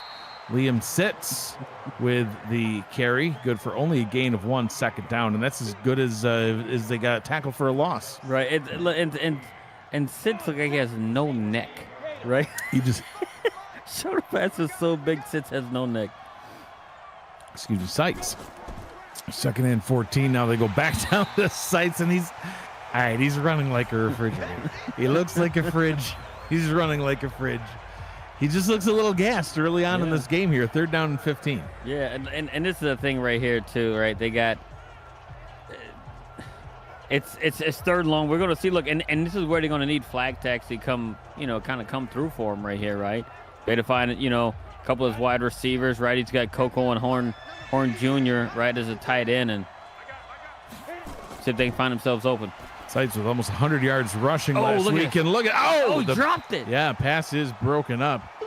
Had his hands on it. Jake Riley was the intended target. Had it for a second, but a great job by the Salt Lake defense breaking up the pass. Yeah, very, very hard hit right there. Had it in his hands. The safety came over and laid the hit and took out his own guy, and he's happy. He blew a guy out. This Brooke O'Neal blew him right up. Wow. Laid a hit. So the first drive for Dakota comes to a grinding halt at midfield, and that delay game, Gerald just threw everything off for him. They were moving the ball down the field in chunks, and then for some reason couldn't get the snap off. And that's your stereotypical, hey, look, if you can stay ahead of the chains right on first down, they got right behind him. Joe Tillo is the quarterback for Salt Lake. He almost throws an interception on the first play of the day, and here is the starting offense for your Salt Lake Hornets. Tillo, 31 of 46, Gerald. 410 yards, 3 touchdowns. He did throw 3 picks, but when you throw for over 400 yards and 3 touchdowns, you got the win, right? Yeah, those will happen. You throw 46 times, interceptions are bound to happen. Yeah, picks, what picks?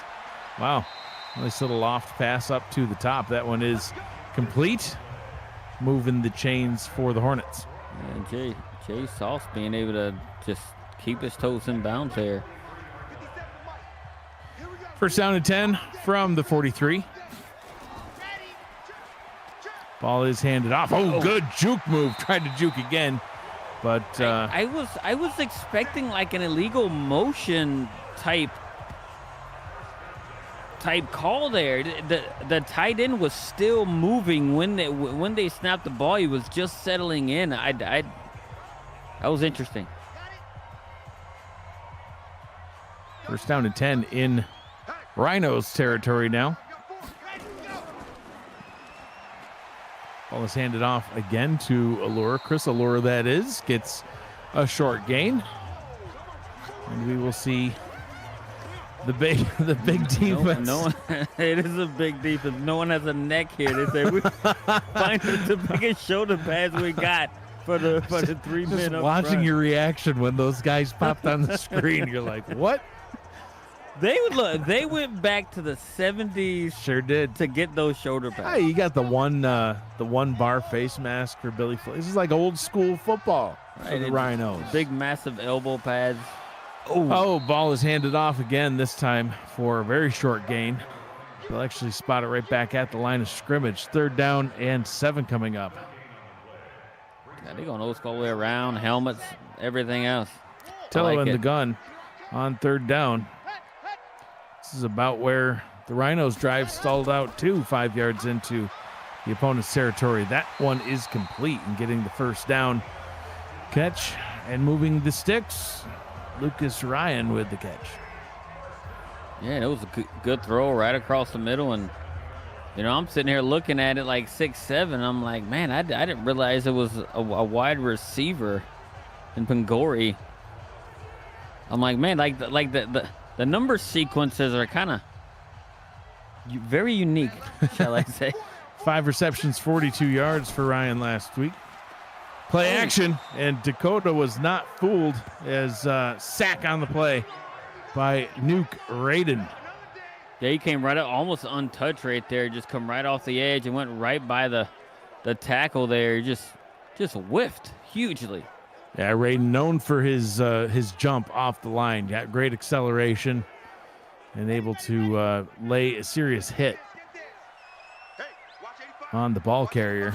2nd down and 18 after that 8-yard loss. Tillo back to throw.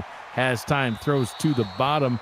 And intended target, I believe, was the chain gang. Yeah, I think he just threw it away right there. But it looked he may have been able to squeeze it in for a positive gain. But 3rd and 18, similarly, like Dakota had right there, right? They got themselves pushed way back early on these set of downs. Carter over the middle. That one is incomplete.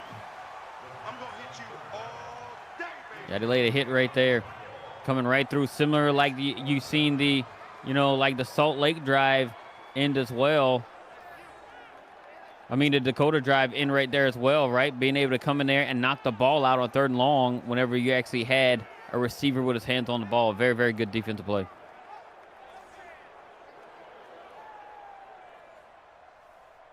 Field goal try coming up. That's a long one. About 42 yards out, and it is good. First points of the ball game go to Salt Lake. 3-0. After a 42-yard field goal is successful, and we saw a couple of drives both kind of go the same sort of way. I think it's nearly 53. We got to add 10, Mike. Our math is off. I can't do math. 53-yard field goal. There he goes. But yeah, when they got pushed back, it wasn't far enough to get them out of field goal range, so they're able to come down and being able to get some points right there. But we're gonna see how Dakota's gonna respond, right? Like last week, we did see them, as well, get down early on in the first quarter. Was able to, mount a comeback last 3 quarters and steady the ship, as they say, and all they gave up after that first quarter. They gave up 10 points in the fourth quarter, in the first quarter, and the rest of the game they only gave up a touchdown. So they tightened up real good last week and let their offense do some work. Updated bingo numbers on the bottom of your screen. They carry over from the other primetime game as well. So over 50 already accounted for. What a great jumping one-handed catch made by Tony Horn Jr. He got up, went there, and he had positioning right here. Watch where he put the ball. It's going out right there. Oh, one-handed it. Wow. Just kind of posted up right there. And the linebacker, I don't even think the linebacker even really realized the ball was coming in right there. But, man, what a job by Horn being able to jump up and grab the ball and have a very, very good first down play. And they're instantly in Salt Lake territory. Flag back to pass, throws up top and just overthrows his target. Tried to get it right back to Horn, but I think Horn a little gassed after that deep run. Either that or he's just aerodynamically not able to run with the shoulder pads 3 feet high. Right. You being a tight end. I mean, how often are you running down the field and you're like, all right, I need a breather. I'm retired from running. That's not my thing anymore. Sights with a nice carry, just fighting his way forward. Picks up a gain of 6. 3rd down and 4 coming up. Sight had an old school just truck like stepping over people as he's running for 6 yards.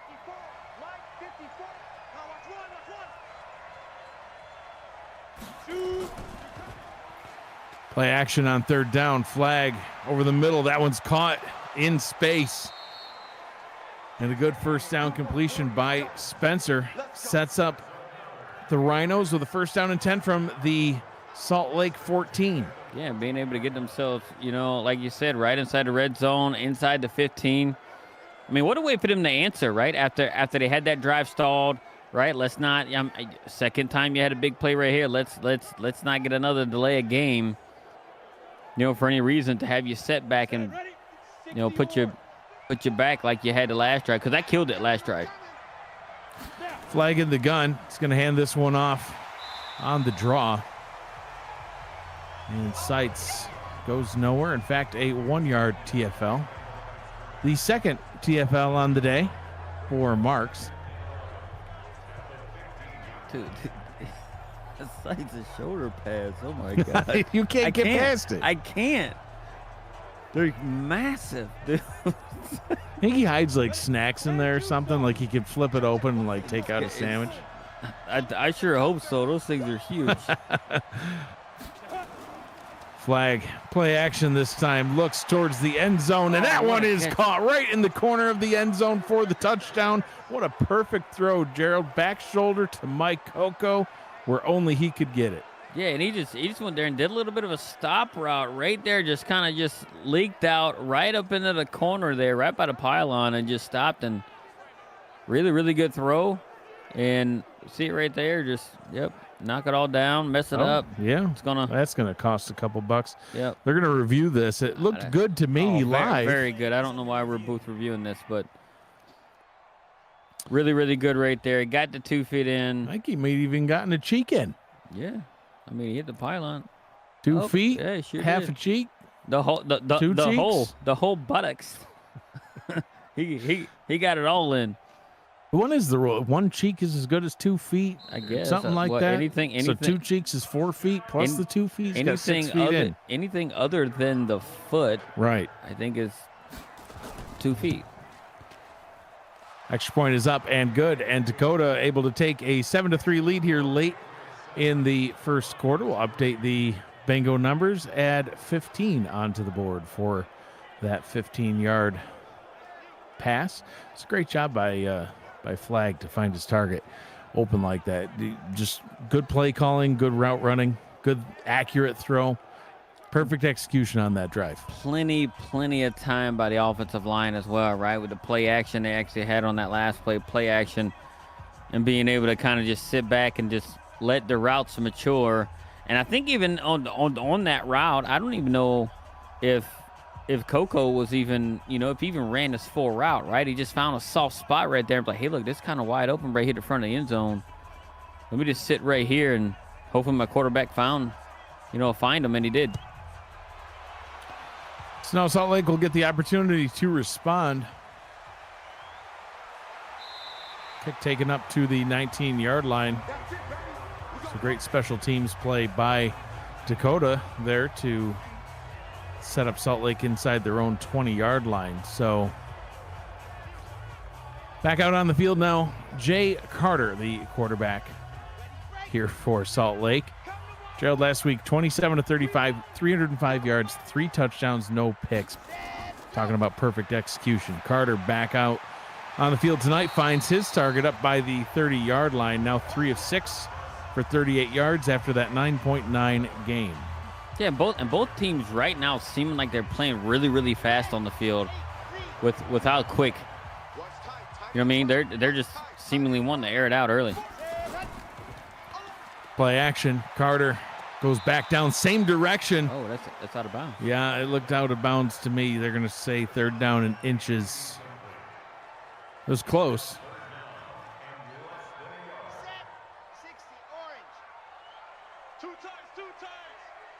And this is what I would like to see them do on 2nd down. Get yourself in a situation like that. Ball is handed off to Allure. Gets the first down. Jukes, breaks a tackle, tries to break another, stumbles his way towards the sideline. 24 yards on the day now for Allure. Yeah, Allure looked like he was about to break it. If he didn't stumble, I don't think anybody. Maybe there was one more guy right here. He got the edge right there and put a move right there and nearly broke right here. Man, just kind of stumbled out. Got his shoelaces as he was defender was slipping right off of him. Credit the defender too for not, grabbing in the back and getting a horse collar as well on that too, and just giving him a free 15. Interesting offensive formation here. 3 in the backfield along with Carter. They handed off to Allure. That's a loss, ain't it? Yeah, they spotted it back at the line. Looked like a TFL to me. Maybe lost half a yard on that one. 2nd and 10. Yeah, they line up entry. It didn't fool the defense whatsoever. They was ready for it. More traditional I formation now. Play action. Carter up top, going deep down the right sideline, and it's caught for a first down. Stepping out of bounds at the 27-yard line. Sauce Ray. Sauce coming there, there. Sauce. Look, and it was a perfect throw, right? You had just a step on the defender right there, and Kay's able to just turn around and pull it right out of the air. What a catch right there, man. Like some of these catches we've seen already in this game is definitely like, highlight worthy, right? We've seen one right there with the the tight end from Dakota on the last drive, similar to that. Great awareness there by Kay to high point that ball. Now Allure back out, taking the handoff. Picks up a gain of 4, 2nd down and 6. They didn't waste a whole lot of time getting down here right on the edge of the red zone. And don't let this formation fool you either, right? They did play action right out of something similar to this. And that is the end of the first quarter. 1 quarter down, 3 quarters to go. Dakota out in front, 7-3 over the Hornets. But Salt Lake on the move. Watching UFL football on the Virtual Football Network. I'm Mike Dykes. He is Gerald Smith. 2nd down and 6 now for the Hornets. Allure takes the handoff, runs right past the defender, and gets the first down. I don't even think he knew that Allure was in the area. No, and that's what happens. Like, you get a man on him, just enough of a little bit of a chip, right, so your guy can run right by him, and that's what Allure did. So much speed on the edge. Going back down to Allure, trying to feed him over and over again. Picks up 3 that time, 2nd and 7. I don't see how they're gonna approach it here, right? Like they've been quite, heavy on the pass a little bit right here. Going back to Allure for a 3rd straight play. 24 carries, 104 yards, and a touchdown last week, Gerald, and on his way back to that same sort of stat line. And this is the 3rd and I think it's a 2.5. Play action this time. Carter throws and zone. Wow. That one is caught. Touchdown, Hornets. They retake the lead. And what a play action right there, right? Because Allure was running the ball so well on the previous plays that when they did the play action, they just did enough just to hold the safety in that spot to make him eye into the backfield, just enough for the tight end to come leaking across. And the quarterback didn't miss him. Extra point now coming up.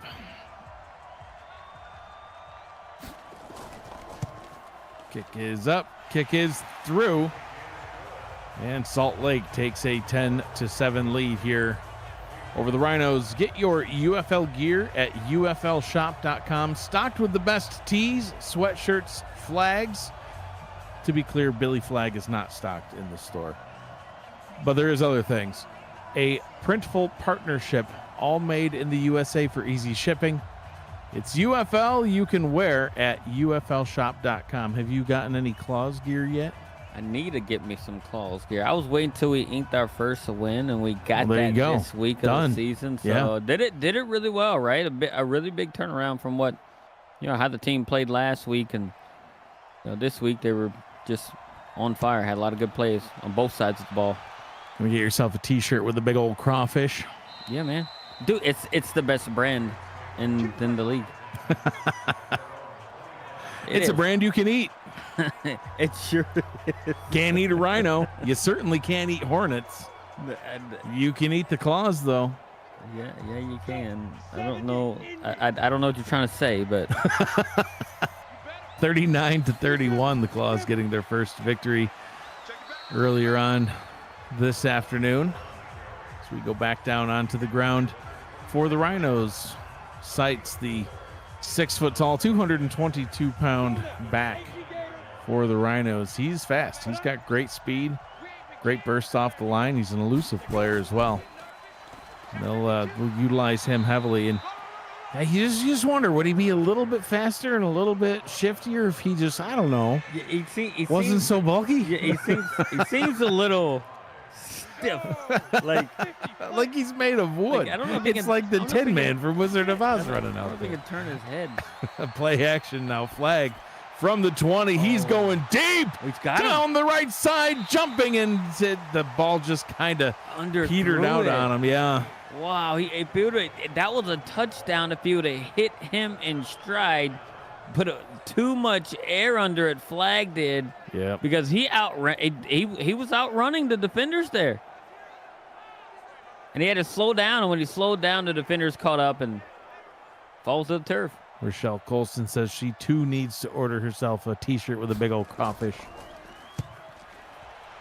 So quick 3 and out for the Rhinos. They're not able to respond to the touchdown put on the board by the Hornets, and now the Hornets will get another shot at it, Gerald, to not only maintain their lead but extend it further. And a lot of it's been because of this guy, Chris Allure. 9 rushes 43 yards, averaging almost 5 yards per carry. You already mentioned he got over 100 yards last weekend, a touchdown. He's already got about half of that in this one. Oh. Now it just bursts right through the line, picks up 11 like it's nothing. And I don't know if they got caught up by the misdirection in the back of where, like, the tight end was moving, to block there. But, man, there was a big, huge gaping hole right up the middle. Very, very good blocking by the offensive line because, before he met contact, he was 10 yards deep. So Robert Henson in the chat says, wait, that's not a lobster? He thought it was a lobster. I, too, as you know, thought it was a lobster as recently as 2 days ago. It is not a lobster. Don't feel bad, Robert. I didn't know. I thought it was a lobster, too. It's a crawfish, I guess. I don't know. Looks like a miniature lobster to me. Pass complete for a short gain. Carter now 6 of 10 for 86 yards. Picked up half. See, this is where that and the previous drive on a touchdown and this one here, it's looking pretty similar, right? Getting chunk runs by Allure and then making each down easier. Carter able to find his target up top. Wow. And first down completion now. That one going to Mia Pangori. Yeah. Being able to turn right around and just pick it up, man. They're just finding it. And it was right. All the defenders, like when you have your defenders chasing your wide receivers, they're not looking for the ball. They're not having ball reckoning because they're just chasing them. They're just being, they're reacting to what's going on. They got something breaking down in that Dakota secondary. Play action going down the left-hand side. And that one is intercepted, picked off by Trey Deuce at the 7-yard line. And as I mentioned, they have something interesting going on in the secondary. Deuce comes through and does what a safety does, just eyes it up and just if you watch, he baits the quarterback into throwing that ball. It was a little bit overthrown, but man, he baited him right into it. Carter's first interception thrown on the season. That was after no picks last week. Yeah. So Billy Flagg now back out onto the field. He'll get another shot at it here, but backed up all the way to their own 7-yard line.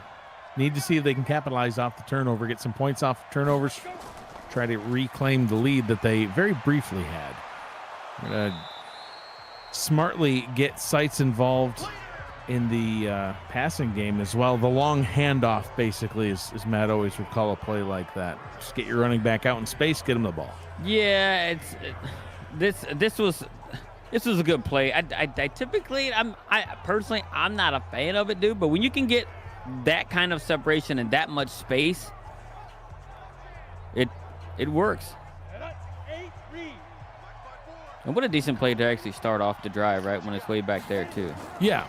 2nd down and 1, play action. Flagg throws, middle, complete. Getting all the way up to the 30-yard line. Fresh set of downs, and that changes everything for them. Gerald Tony Horn Jr. gets the catch. And now instead of being backed up to their own 7, 1st down and 10, 31-yard line. In 2 plays. Big, huge chunks of yards in 2 plays. Look, that's what they need to do after what they had last drive, being able to, not get much going on their last drive. You got a big pick when you thought the opponent was going to go down there and put points on the board. Midway through the 2nd quarter, Seitz with the carry. 15 yards rushing for Seitz. He picks up 4 there. Ruff gets the tackle. 2nd down and 6. The tale of 2 rushing attacks is Allure for Salt Lake, currently leading the way. His Seitz struggling a little bit in this one. Yeah, the run defense of Salt Lake is playing really, really well right now, good. right? Like, them only giving up under 20 yards right now on about close to 10 rushes. It's pretty darn good. Need to get to the 41-yard line to keep this going. Flagg, pressure on its way, throws to the bottom, catch is made, tackle is broken, and out of bounds into Hornet territory. The Rhinos get another first down. You're looking there, and they're going to have to, because the run game isn't going so well right now. And this is where they're doing a lot of their damage right here, right? The receiver being able to catch the ball and break a tackle and then get even more yards after the catch right there. What a throw. Look how he's throwing it to the outside right there. Yeah, Freddie Spencer getting the catch and adding on to his big day so far. 3 catches, 65 yards. Went 4 for 95 last week in their win. Back down to the ground. Sights now with 10 carries. He's only averaging about 2.3 yards per carry, Gerald. Yeah, it's not. That's probably one of his better runs right there of the day. You know, being able to pick up 5 yards on that one. Flag back in the gun, 2 receiver set. Going to go up to the receiver up top. Great curl route, great completion. Flag now 9 of 13. Yeah, looking at Cone down there pretty quick, trying to put some points on the board, at least tie it, looking to take the lead, you know, before the end of the half. And they're doing it through the air. They're not doing it on the ground. Motion. Pre-snap. Sights getting bottled up behind the line. And I think that's kind of like what you were talking about earlier with some of that pre-snap motion that's still taking place during the snap. And it's almost like you're not catching the defense off guard. I think you caught yourself off guard. Right. Like they're just not. It's almost like they're kind of getting in their way a little bit. Yeah. That's, Sights. I thought he was going to be able to break through, but great defensive effort there, Benjamin Robach, with the stop, and that's going to bring up a 3rd and 4. Linebackers at the front 7 of Salt Lake is doing really, really well against the run. 3 receivers set as we approach the 2-minute warning. Flag has time, fires up top, wide open, and caught at the 4-yard line. A great pitch and catch by the Rhinos. Complete to Jake Riley for the first and goal from the 5. Yep, and they were going to hit the 2-minute warning here. But, like, Salt Lake's going to need to generate more pressure to stop Flag from having all that time back there. For as good as they're doing stopping the run, they're not doing a whole lot to generate any pressure. 2 minutes to go here in the first half. Low-scoring game, but the Hornets out in front 10-7.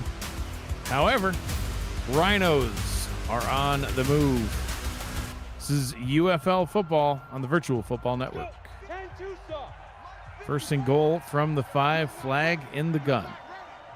Why does this scare me? Because it should. Play action.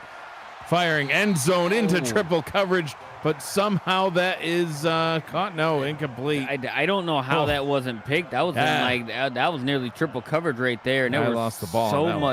So many black jerseys where that ball was thrown. Flag in the gun once again. Looks, he's going to take off with it himself, trying to find a blocker, can't do it.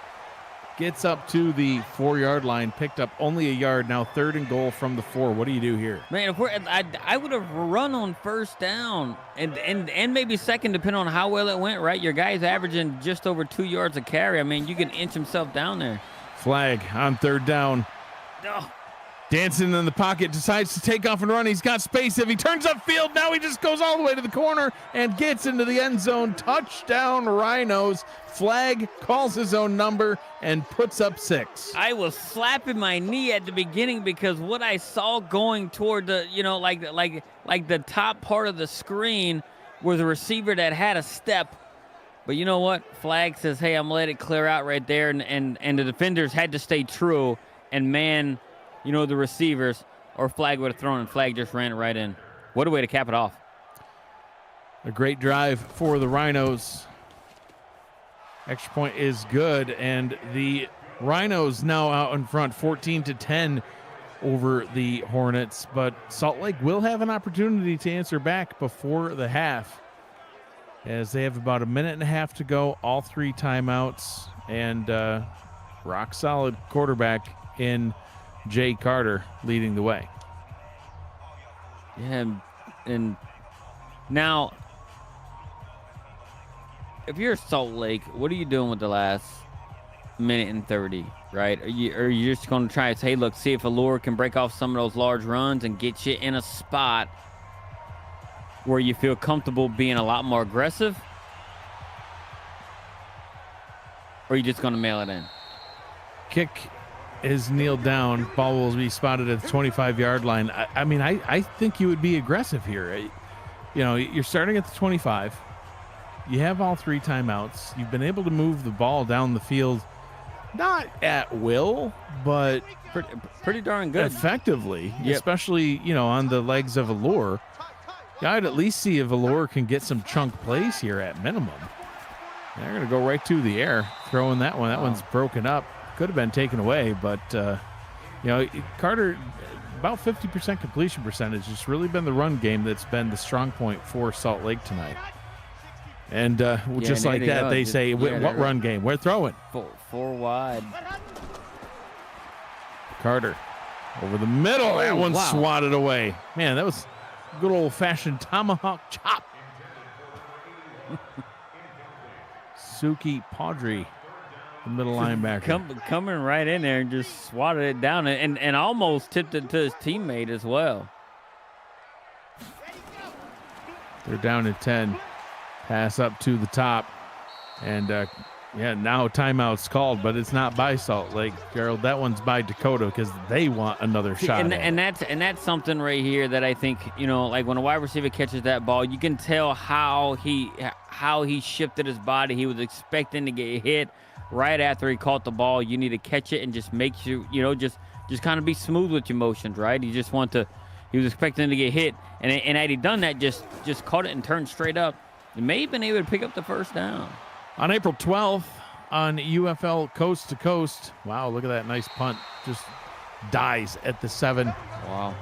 On UFL Coast to Coast is rivalry night across the league. First, Dakota heads to Minnesota for the Chippers home opener, followed by LA and San Diego battling for California supremacy.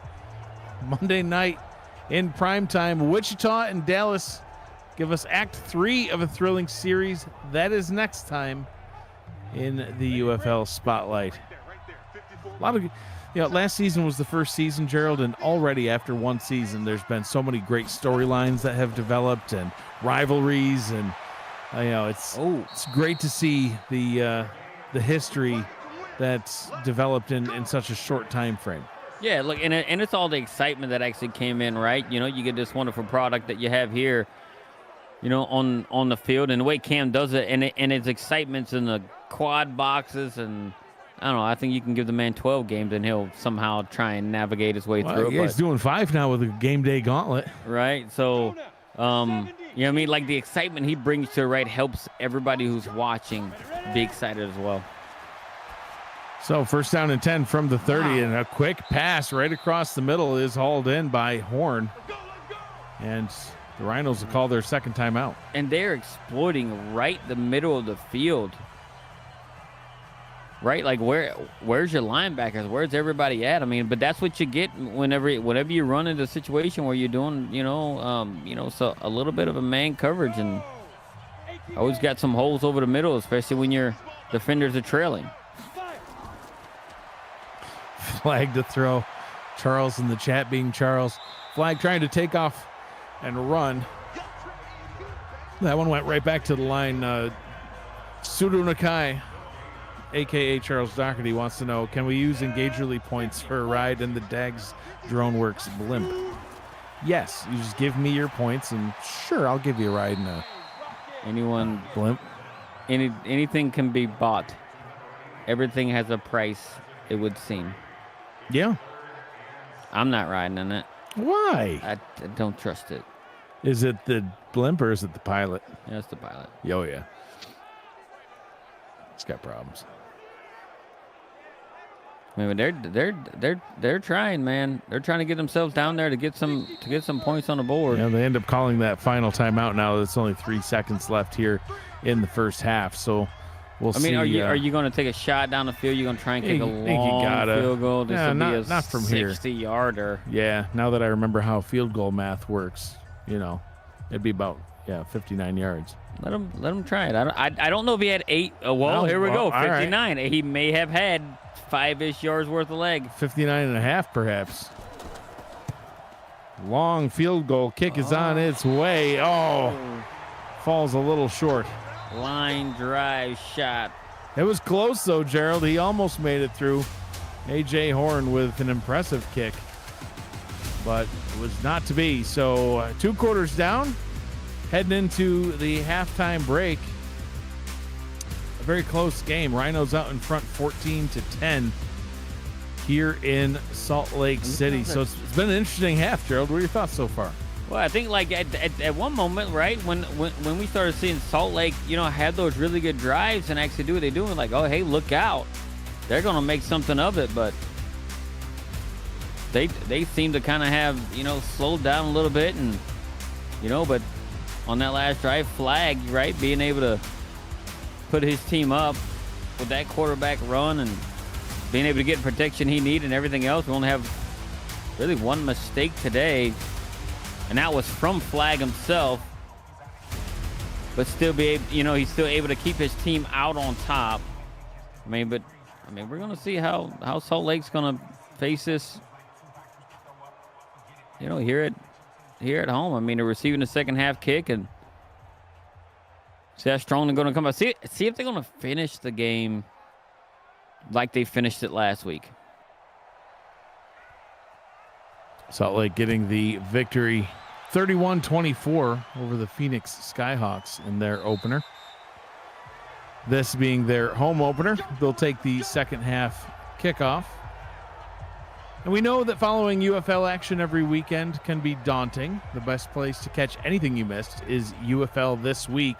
Every Tuesday on VFN, it gives you each and every game the highlight recap you deserve. Catch the UFL This Week on the Virtual Football Network.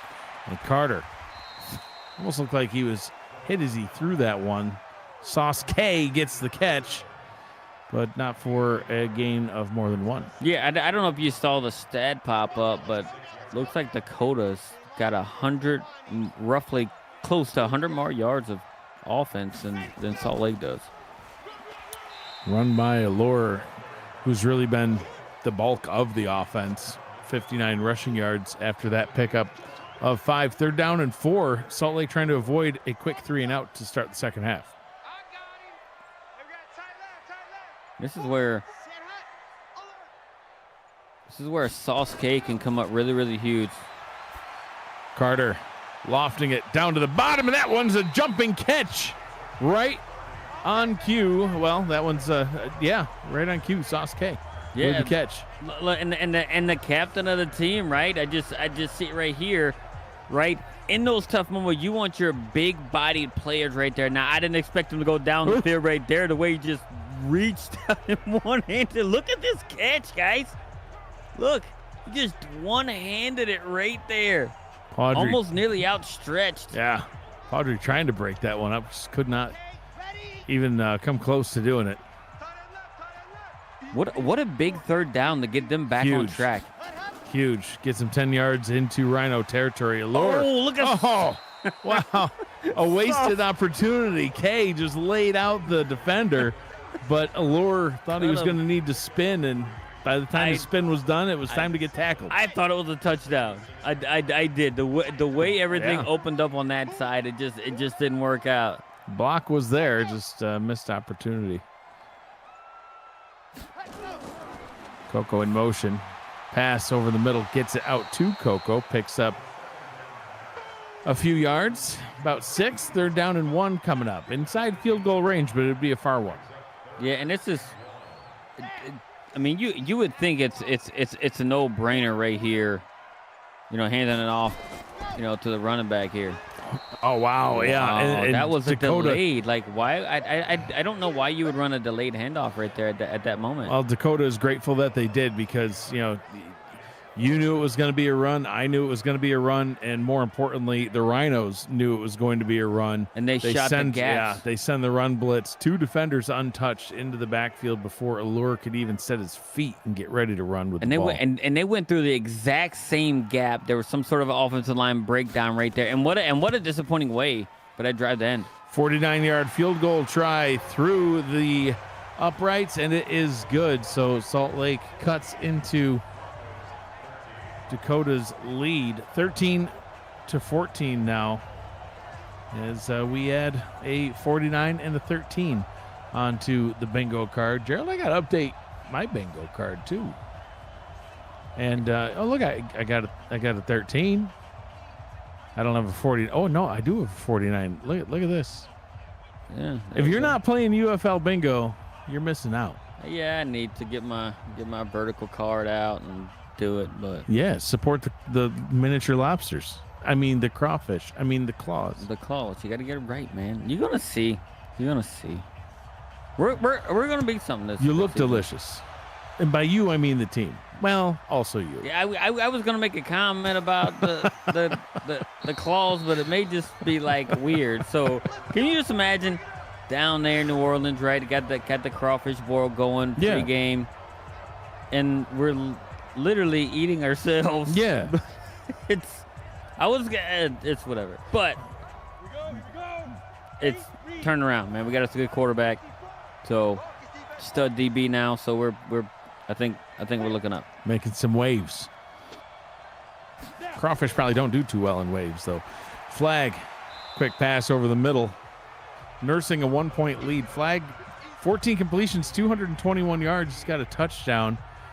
So it's kind of the opposite of Salt Lake. We've seen a great rushing game from Salt Lake, but the rushing game from Dakota kind of faltering a little bit. Quarterback play a little bit better from the Rhinos side here. Oh, look at that loft pass.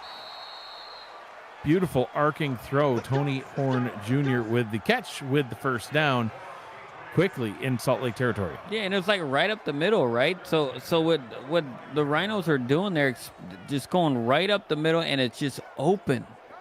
You know, him getting behind the linebacker, the safety, the split covered, and everything else running deep, and they had to because they had receivers streaking down the field. But man, this is, and you know what Dakota did last week? They slowed the game down. Remember I mentioned early on in the first quarter, they both were playing fast. Dakota just slowed down the game, and that's how they were able to come out on top last week. Play action flag down to the bottom. What a catch! Broke 2 tackles and into the end zone for the touchdown. Freddie Spencer gets the 6 points for the Rhinos. Freddie Spencer just jumped. I didn't even know if that was even a smart pass, but he kind of one-handed it and brings it in. A couple of guys fell, took each other out. He stayed his feet and is able to take it in and actually extend their lead right now. How he doesn't fall here. I have no idea. Kind of lands on a helmet. Wow. To stay balanced. And what a momentum shift right here that this was a big play like that. And then they make it a full 1-score lead, being up 8.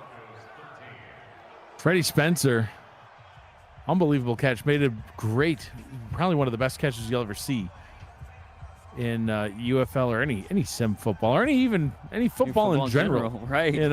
Last week, back-to-back weeks, he's made some spectacular plays. Mentioned it a couple times already. 4 catches, 95 yards, and a touchdown last week. He's got over, I would have to imagine, over 100 yards this week already, and he's unclaimed, Gerald. You or anyone, not you. I. Your claw, chaw, home. Snowballs, gumbo. I don't know how to speak Louisianan. Louisiana. Yeah. Cajun. This is Cajun. That's what I was looking for. Chaw, man. But anyhow, you anybody else could claim Freddie Spencer as your own and join the Dakota Rhinos and inherit yourself a great player right out of the gate.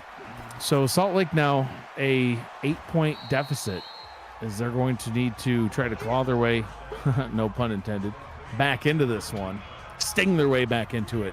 Yeah, they just look a little, I don't know. It's like a deke and dunk and everything else, and then you got K coming up with big catches every once in a while. But man, you got to do a little bit more. This game's going to get away from them. Carter over the middle. Oh, and you can't have that wide open and just completely miss the target, just like that. 3rd down and 8. Yep, and what you don't want here is a really quick 3 and out. Because then, I mean, look, you can see the way Dakota's moving the ball on offense right now. Play action to Allure. Allure, nice block, and that one's picked off. intercepted by Dakota, and Javaris Pierce gets it all the way down to about the 10, but and unnecessary roughness called on Jake Carter. It was like a hit out of bounds. That's what you call adding insult to injury. A little bit of frustration on Carter's part. Jake Carter was not happy he threw the pick, but I didn't see anything that was egregious at all. No, that's I don't very know. ticky-tack penalty. It adds about 5 yards on to the return. And they're going to hand that one off, trying to rumble his way through. Liam Seitz, 13 rushes, 33 yards. And they need, look, Salt Lake needs a turnover, and they need it bad right here. Flag in the gun from the 3. Gerald. Now he's going to hand this. Oh, okay. All right. Untouched. Never mind. I'm in. Yep. Seitz needed not turn his head there. Just run straight. Had a huge running lane to run through. Real easy right there. I mean, you get the ball at the 5-yard line. I mean, you got to put it in. And now it definitely puts Salt Lake in a really tough spot. It's like Bobby Boucher running with the football. That's what it looks like. That helmet is stuck between those pads. I know we've harped on it. I don't care. It's I mean, they're built like rhinos. I get it. Yeah. I get it. They're embracing it. You know, you got to embrace your mascot. You guys embrace the claws by eating them. They embrace the rhinos by dressing like them. Yeah, I guess so. Let's just go with that. I can just imagine when Seitz takes the pads off, he looks like a $120 soaking wet. his whole physique is just equipment. Yes. he's just this little guy. Was the kid in remember the movie Little Giants? Yes. The one with the glasses when he's got his shirt off and he's flexing, but he's just this little toothpick guy. Yeah, that's probably Seitz out of uniform. That's Seitz. He looks he's a beast and he's all jacked on the field. Absolutely. But holy cow. Absolutely. Take off the uniform and you meet him in person and it's like, where's the rest of you? You play football? Kick down into the end zone for the touchback. The Rhinos out in front 28-13. Let's look at Carter's updated stat line, and this has been part of it's been the problem. Gerald, 12 of 21, 151 yards, a touchdown, 2 picks. Talked about last week. He had over 300 yards, 3 touchdowns, no interceptions. What a flip of the script. Carter up top has his target, but the receiver was already in the paint. Incomplete. He ran out, and the receiver didn't even attempt to catch it. Man, that's not a way to start off after, like your last play, you throw a pick and you come out and you just throw one, just airmail it out of bounds. Yeah, you're basically sending it to the Rhino sideline there. Play action with an empty hand. Carter over the middle. That one's swatted down. Dakota's playing out of their minds right now. They sure are. And this is exactly what they did last week, right? They started off a little bit slow, right? And they played a little bit fast, gave us some points early, but they've come on lately and just shut it down. They're down in 10.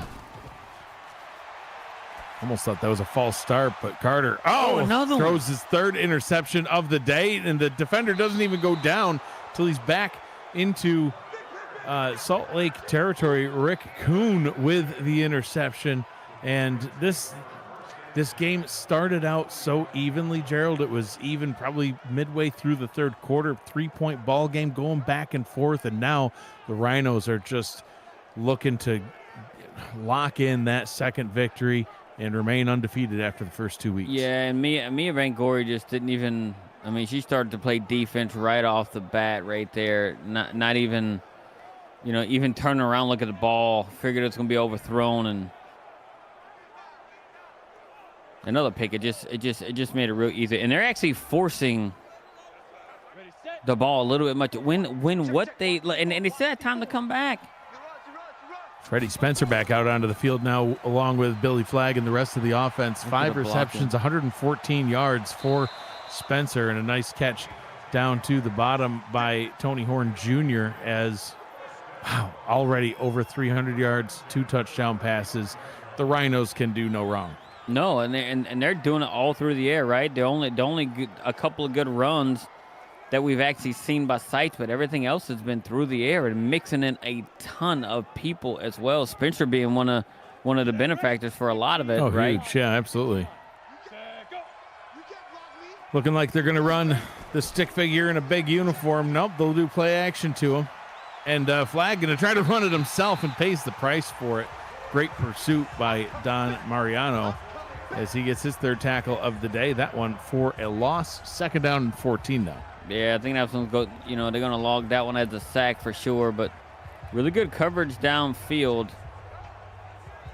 And didn't have anybody open, so Flag's like, hey, I'm going to try and run it, see if I can leak out, but I think I would linebacker. have sent that up to Sights. Hey, he wouldn't have gotten much, but he would have gotten more than -4. Yeah, I think he would have had to make a decision early on. I think he saw him a little bit too late. He was plenty covered there.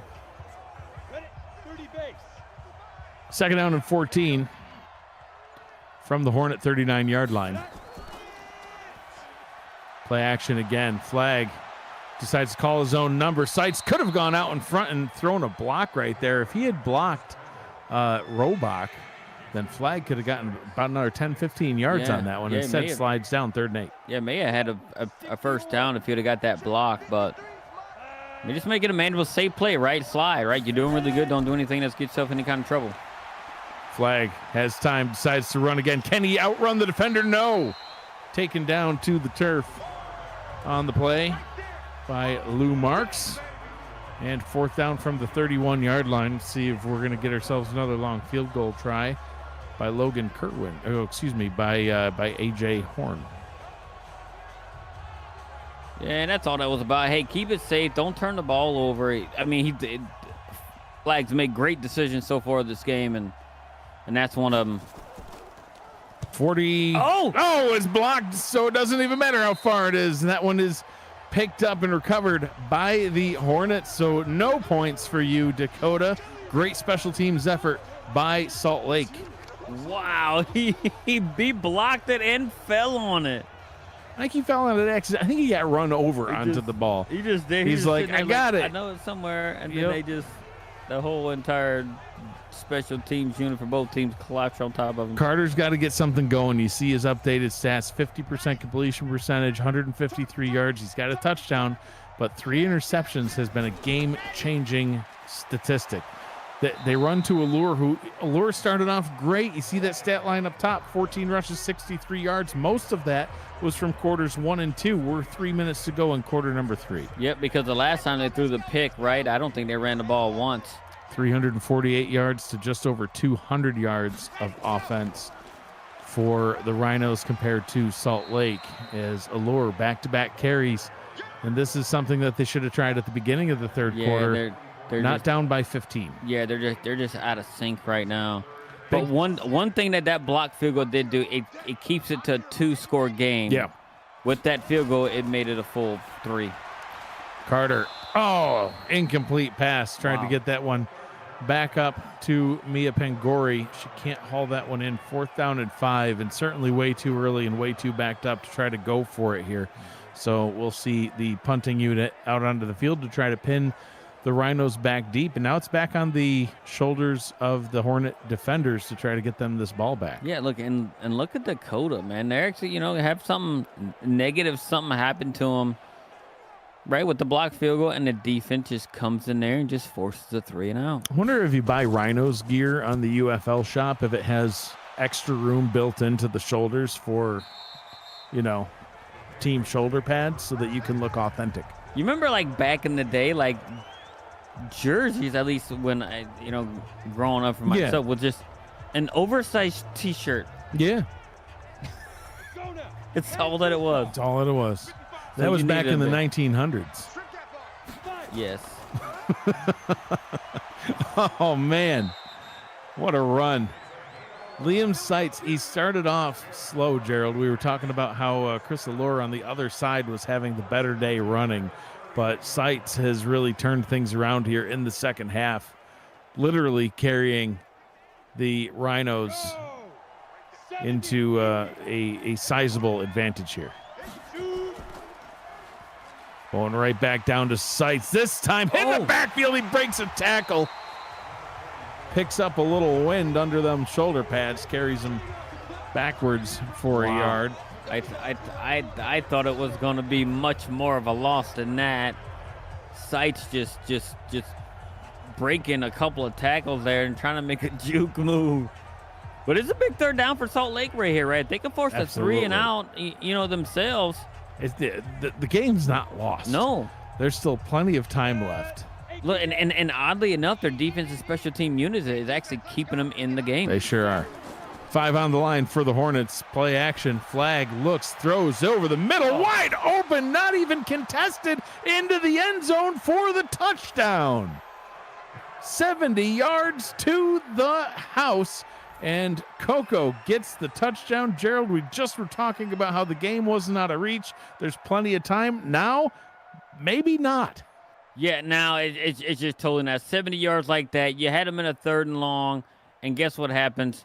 You're in a situation right here where you have to come up big, right? And make that. You can't have pass defensive breakdowns like that, and you leave a very, very good wide receiver who's extremely fast, like Mike Coco, wide open. You cannot allow that to happen.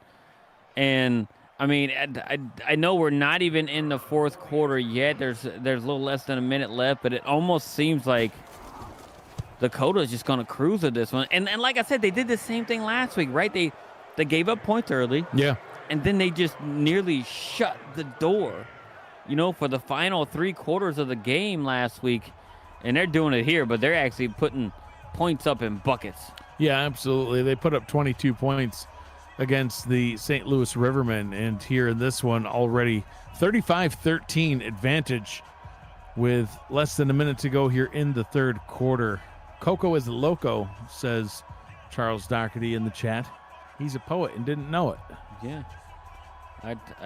Charles is a unique man. I won't even try to rhyme because I have no idea what words I would use to just rhyme. I would start with something like orange and blornge. I'm trying to think what rhymes with orange. Absolutely nothing. Not a thing. Look at this. Unless you ask Eminem, he says that he can rhyme anything with anything. He can. He's a legend for a reason. So Salt Lake going to try to get something going here. Carter down to the bottom. Nice catch. Got that one complete to Pangori. 23-yard reception. I would try to go tempo. Do like some sort of a no huddle type stuff. See if you can get yourself in any kind of a groove or rhythm, right? Because they haven't had hardly anything rhythm related, like ever since the early mid-2nd quarter. Yeah. I mean, just to see if it's going to spark you into something. JW says door hinge with orange. That's 2 words. It still kind of rhymes, Wow. though. Yeah, just Like we've seen a couple passes like that, too. yeah. Sauce K has made some impressive catches for the Hornets tonight, but Carter just throws it just too far out in front. Yeah. You got to give him an opportunity, right? You got to get it with within reach or something like that when you just lead him a little bit too far. Swing route. Oh, what a tackle. Yeah, great defensive play by Jefferson as only a gain of 1 on the play. 3rd down and 9 already. Wow. Because it was a nice wide receiver screen there, but, man, what a pursuit. 3rd down and 9. We'll have to wait until the other side because 3 quarters are in the books. 12 minutes remains here in Salt Lake. It's all Rhinos so far in this one. 35-13. You're watching the UFL on the Virtual Football Network. 3rd down and 9 from the logo. Carter throwing down the left side, and that one's incomplete. Tried to get it back out to Pangori. 4th down. Yeah, and it's the second time we had to see Pangori play defense. It almost looks like it right here where she was in there. She went to swatting the ball down so the defender didn't get it.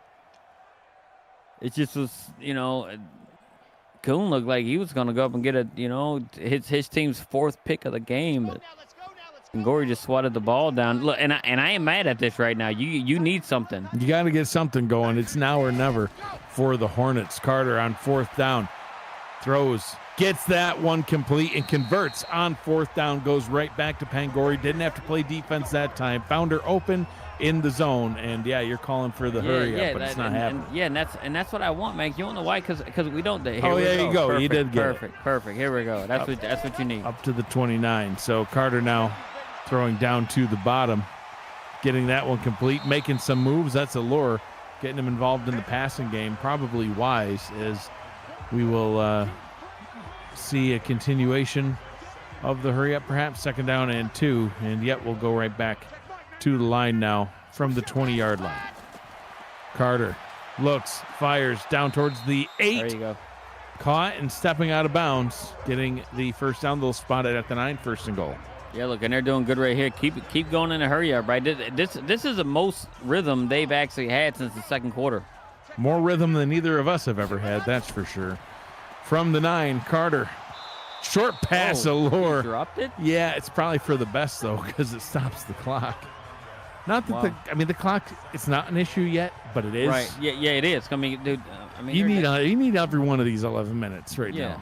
They're down 3 scores, 22 points. 2nd down and goal. They're going to go to Allure on the ground. Questionable choice, Gerald. I don't know if Allure was looking for his secondary lane, but he looked like the route he needed to run was straight up the middle. There was lots of space there. Instead, he tried to go to the edge where all the defenders were. They're down and goal from the 10. Carter looking, end zone, back of the end zone, jumping and incomplete. Tried to get it up to his big play target, and Sauce K. K could not haul it in. 4th and goal. What do you do here?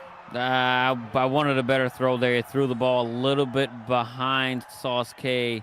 Could have threw it, let him a little bit. We may have been talking touchdown. He had to reach back for it, but what a play by Provost. Yeah, being able to knock that ball out right there. But yeah, man, you got to go for it because you're 3 full touchdowns. 5'11" safety on a 6'5" tight end, and he gets it.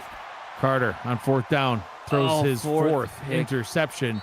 And I guess the only saving grace, the only saving grace here for St. Louis is that he came out of the end zone and was tackled at the 1, but that is such a tiny, tiny bit of saving grace as even more points are prevented. And that was just a desperation pass. I get on 4th down, you got to try to do something, but I don't know. I mean, there were more Rhinos than Hornets in the area. Yeah, and Trey Douche just picks it off and just,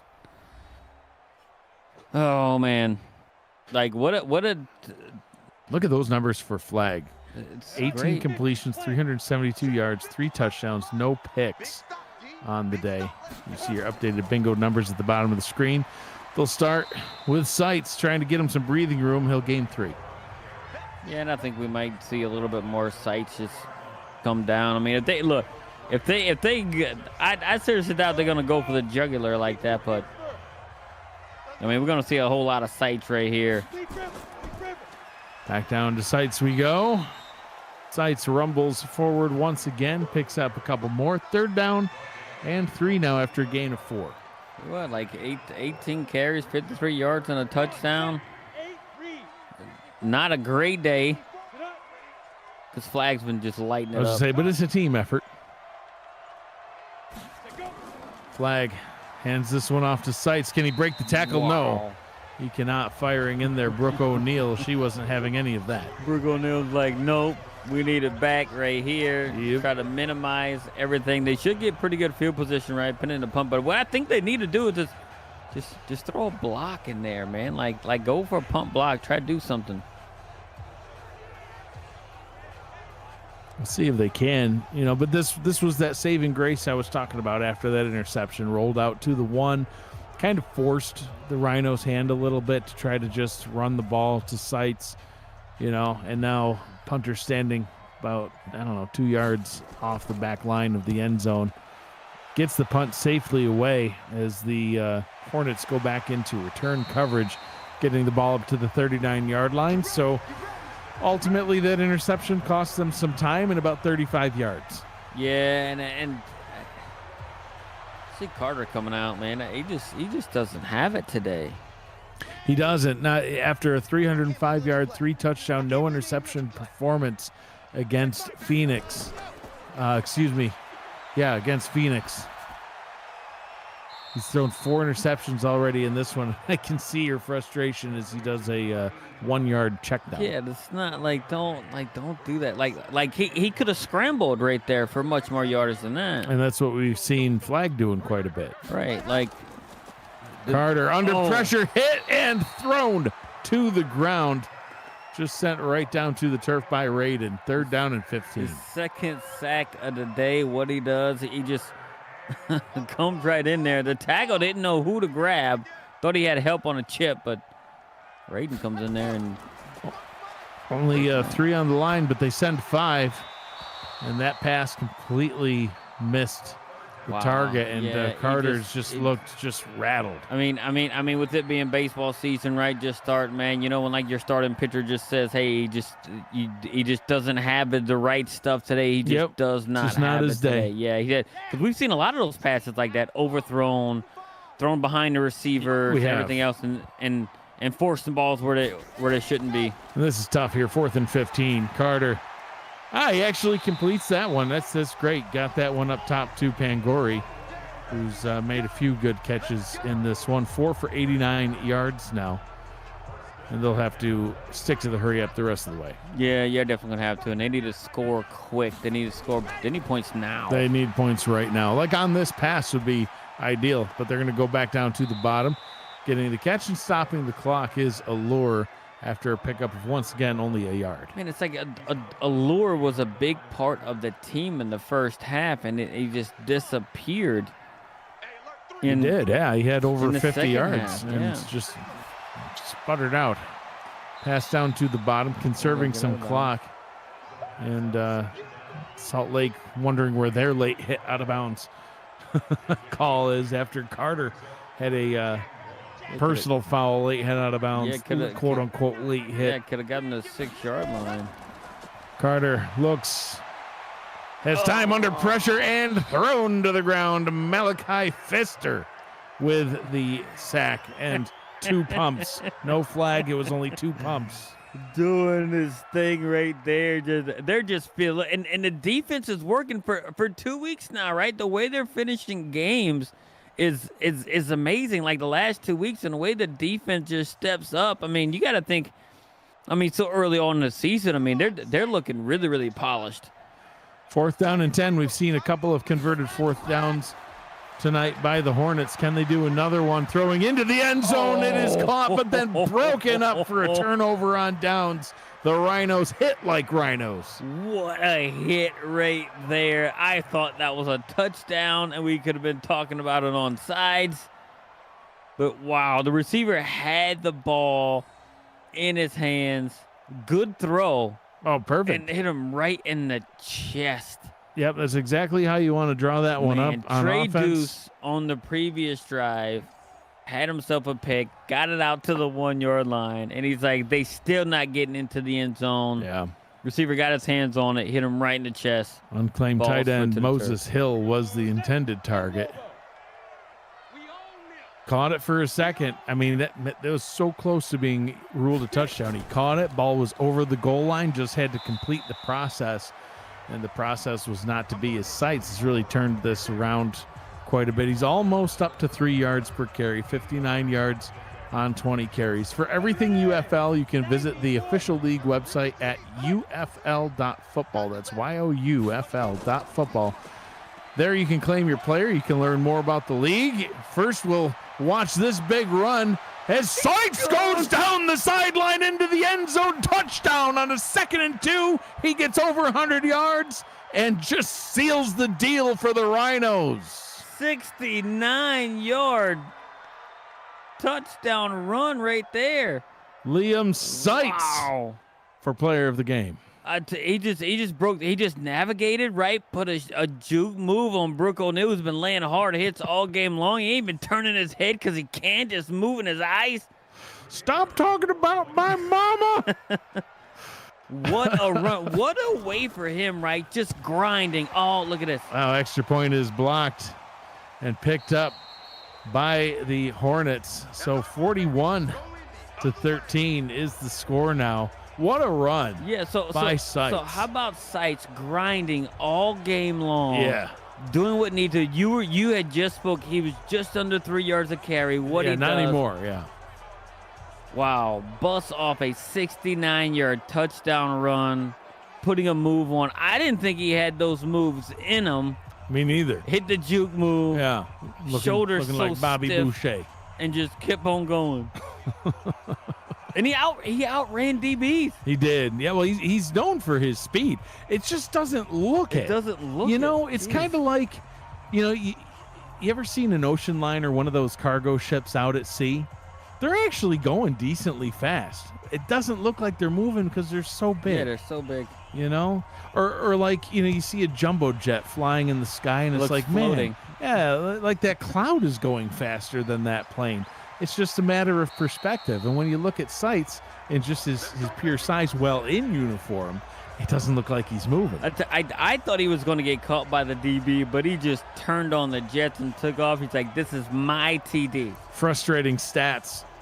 Frustrating night for Carter. 248 yards, a touchdown, 4 interceptions. And there's still 6 minutes to go here, and he's basically going to be throwing the whole rest of the way. Getting it up to Chris, not Chris Allure, that's Sauce K. Yeah, an extra 15 yards added on to the end of that one, so they'll get it up to the 42-yard line. But at this point, honestly, for Salt Lake, it's time to just, I think, close this game out. You got to regroup. You got to get ready next week. They're going to be up in a place you and I are very familiar with, lovely Rochester, New York. And taking on the 0-2 Pioneers. 0-2 Pioneers. Yeah. Seen that. Yep. Yeah. Rochester's got some work to do. We better go to the game. Yeah, well, yeah. Gotta. Wait, are we working that weekend? I don't know. No, we're not working next weekend. No, we can go to the game. Oh, some laundry on the field there. Holding. Bad goes to worse for Salt Lake, holding on the play. Yeah, we'll go to the game and get yourself a white hot dog, a famous Rochester white hot dog on a garbage plate.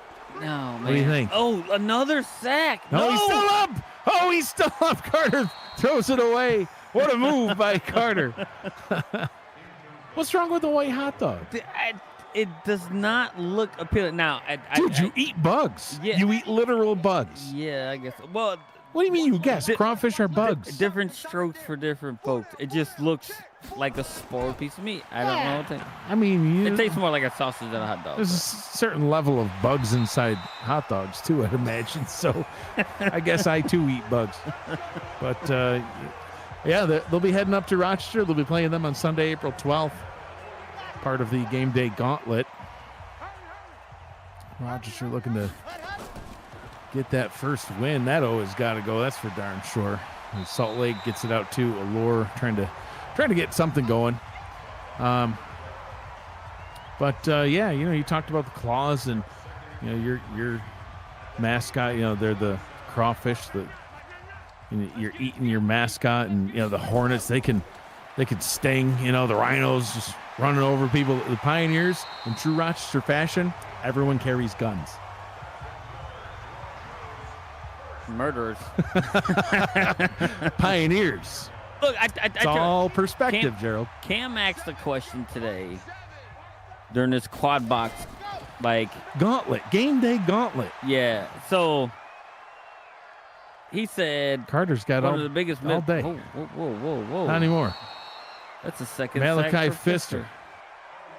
They had 4 sacks in the day. They had all the time in the world. But Cam asked, hey, look, he's seen the St. Louis logo on the field. He's like, man, it looks so good with the arch and everything else. He's like, I know you guys like your brand. You know what? You know what in the world is it? Holy man. Man, another sack. He just getting beat up. It's 5. But New Orleans took it back, man. Like back in the day, you used to put the helmets on the field with the Oh yeah. helmet. That's just what New Orleans. That's what you got? Perfect. Nice. Perfect. It's perfection. Carter on 3rd down and 30. Chucks it Deep down the field, jumping attempt by Pangori. Falls incomplete, 4th down. And honestly, Gerald, punt the ball at this point. Yeah, at this point, it's over. Don't go for it. Look, and I know you don't want to, show your fans or your fellow teammates, or even if you're a coach, your players that you're actually quitting, but it's almost like you've bled out. Just die. Yeah, Just let it be, yeah. right? So it's just The Hornet got swatted. yeah. Let it be written. Let it be done. Move on to next week. Make it- And and they the- do send and the this is punting what they unit do. out there. Because it's like, I mean, you got to have like the smart move and be like, hey, look, man, it's just not in the cards today. We did what we could. No, you got to know when to pick your battles, and at this point, the battle has been lost. And they were just off, and it's kind of crazy because Salt Lake coming off that win on the road, in Phoenix. Yeah, they look great. And coming this way, right? Your home opener should be excited, and Dakota winning the way they did at home, right? Weathering the storm early, much like here. Yep. And then just shut the door. Player of the day for me, right there. Very short gain. Liam Seitz. 510 yards of offense, 142. Yeah, and about a quarter of that attributed just to Seitz alone. Much of it attributed to that one long run that he had. But that's neither here nor there because he's just going to keep on piling on yards. Liam Seitz, 23 rushes, 144 yards, 2 touchdowns, and not a neck to his name. But he's a grinder, man, and that's what you need right here, right? Look, know where you're at with it, right? And own it and accept your role, and he did. And guess what? Flag was the guy making plays with the receivers and tight ends he's throwing the ball to. Spencer had a great day. The unclaimed player, he could be yours. Seitz, a rare loss for him. As Malone gets into the backfield. Seitz is going to go to the post-game press conference. He'll be in street clothes. Nobody's going to know who he is. They were like, no, reporters go not behind the podium. They go the reporters are in down front here of in the that. chairs. Yeah, what do you mean? He's probably Seitz. got glasses. No, you're not. No, you're not. All of his hair just like all combed and parted. No, you're not. 2 minutes left in this one. All Rhinos as they're going to advance to 2-0 here on the road in Salt Lake. This is UFL primetime football action on the Virtual Football Network. I'm Mike Dykes. He's Gerald Smith. Thanks for joining us. Thanks for sticking with us through this one. I don't know if Seitz is really player of the game material anymore after getting back-to-back losses, Gerald. He had 144 yards, and now it's barely over 140. He's still doing good. But look, No, the average is just ruined. Everything. He's over 6 yards a carry. What are you talking about? Well, before, but my player of the game, is got to be Flag. Okay. Flag did it in the passing game. He had a rushing touchdown. He scrambled a few times and made some stuff. So, I mean, I gotta give it to him. He, carried the load, made the plays he needed to when the game was closer and tighter together. But I mean, look, let's not discredit this Dakota defense at all. That front seven, 5 sacks today. Yeah. 5 sacks on the day. Seen Malachi Pfister in the backfield a few times now. Got a couple of sacks, some TFLs. Yeah, the Rhinos defense just overall, great job keeping this St. Louis offense completely in check. Isn't the right word, Gerald? No, they have just shut them down. And they just smothered them out. I mean, look, they let them get in there and everything else, but that's what like teams do, right? They just find early on, right? You got to figure out what they're doing, right? What the tendencies are. Yeah, you've seen them on film, right? But once you come in there, right, you can see them in live game action, and guess what? Dakota adjusted perfectly. Oh, sure did. it took a little bit to get going for both of them, but once they did, they could not be stopped. And man, I thought it was another one. that was almost number 5. Like 25 of 49 for Carter. And I'm not saying Carter's bad. Just take him out. He did great last week. Like, take him out, because if he throws another pick, it's just going to do it. Don't torpedo the stats. I mean, and confidence. Well, confidence. Because you don't want this stuff to carry into the next week. I mean, I do, because he's playing the Pioneers next week, so I hope he's as rattled as can be. Carter, Jesus, what are you doing?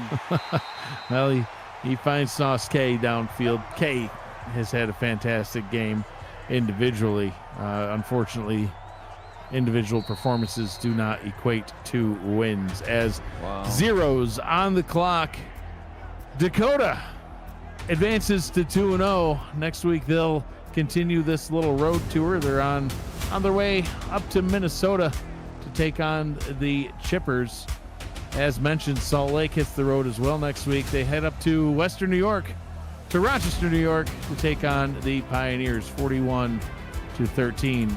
All Rhinos in this one. Gerald, your final thoughts on this game? It started out kind of slow. Rhinos did it same last week, right? They did the same thing this week, figured it out, and guess what? They turned it on when they needed to turn it on. 4 takeaways, and they just put it to Salt Lake.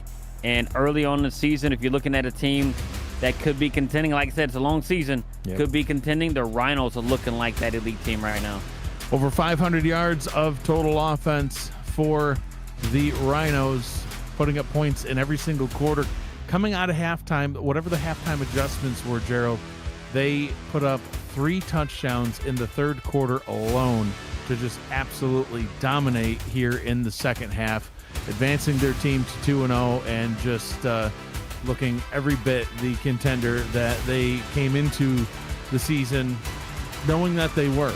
So, yeah, looking forward to seeing more of their games throughout the season and seeing if Salt Lake can bounce back after suffering their first loss of the season.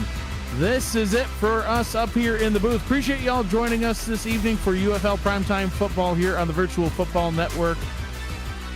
For Gerald Smith, Cameron Irvine, and Matt Wilson, who's always with me in spirit on every broadcast that I do, this is Mike Dagg signing off, saying thanks for joining us. Be kind to one another. Always choose happy, everybody. Have yourselves a great night, and we'll see you again next time.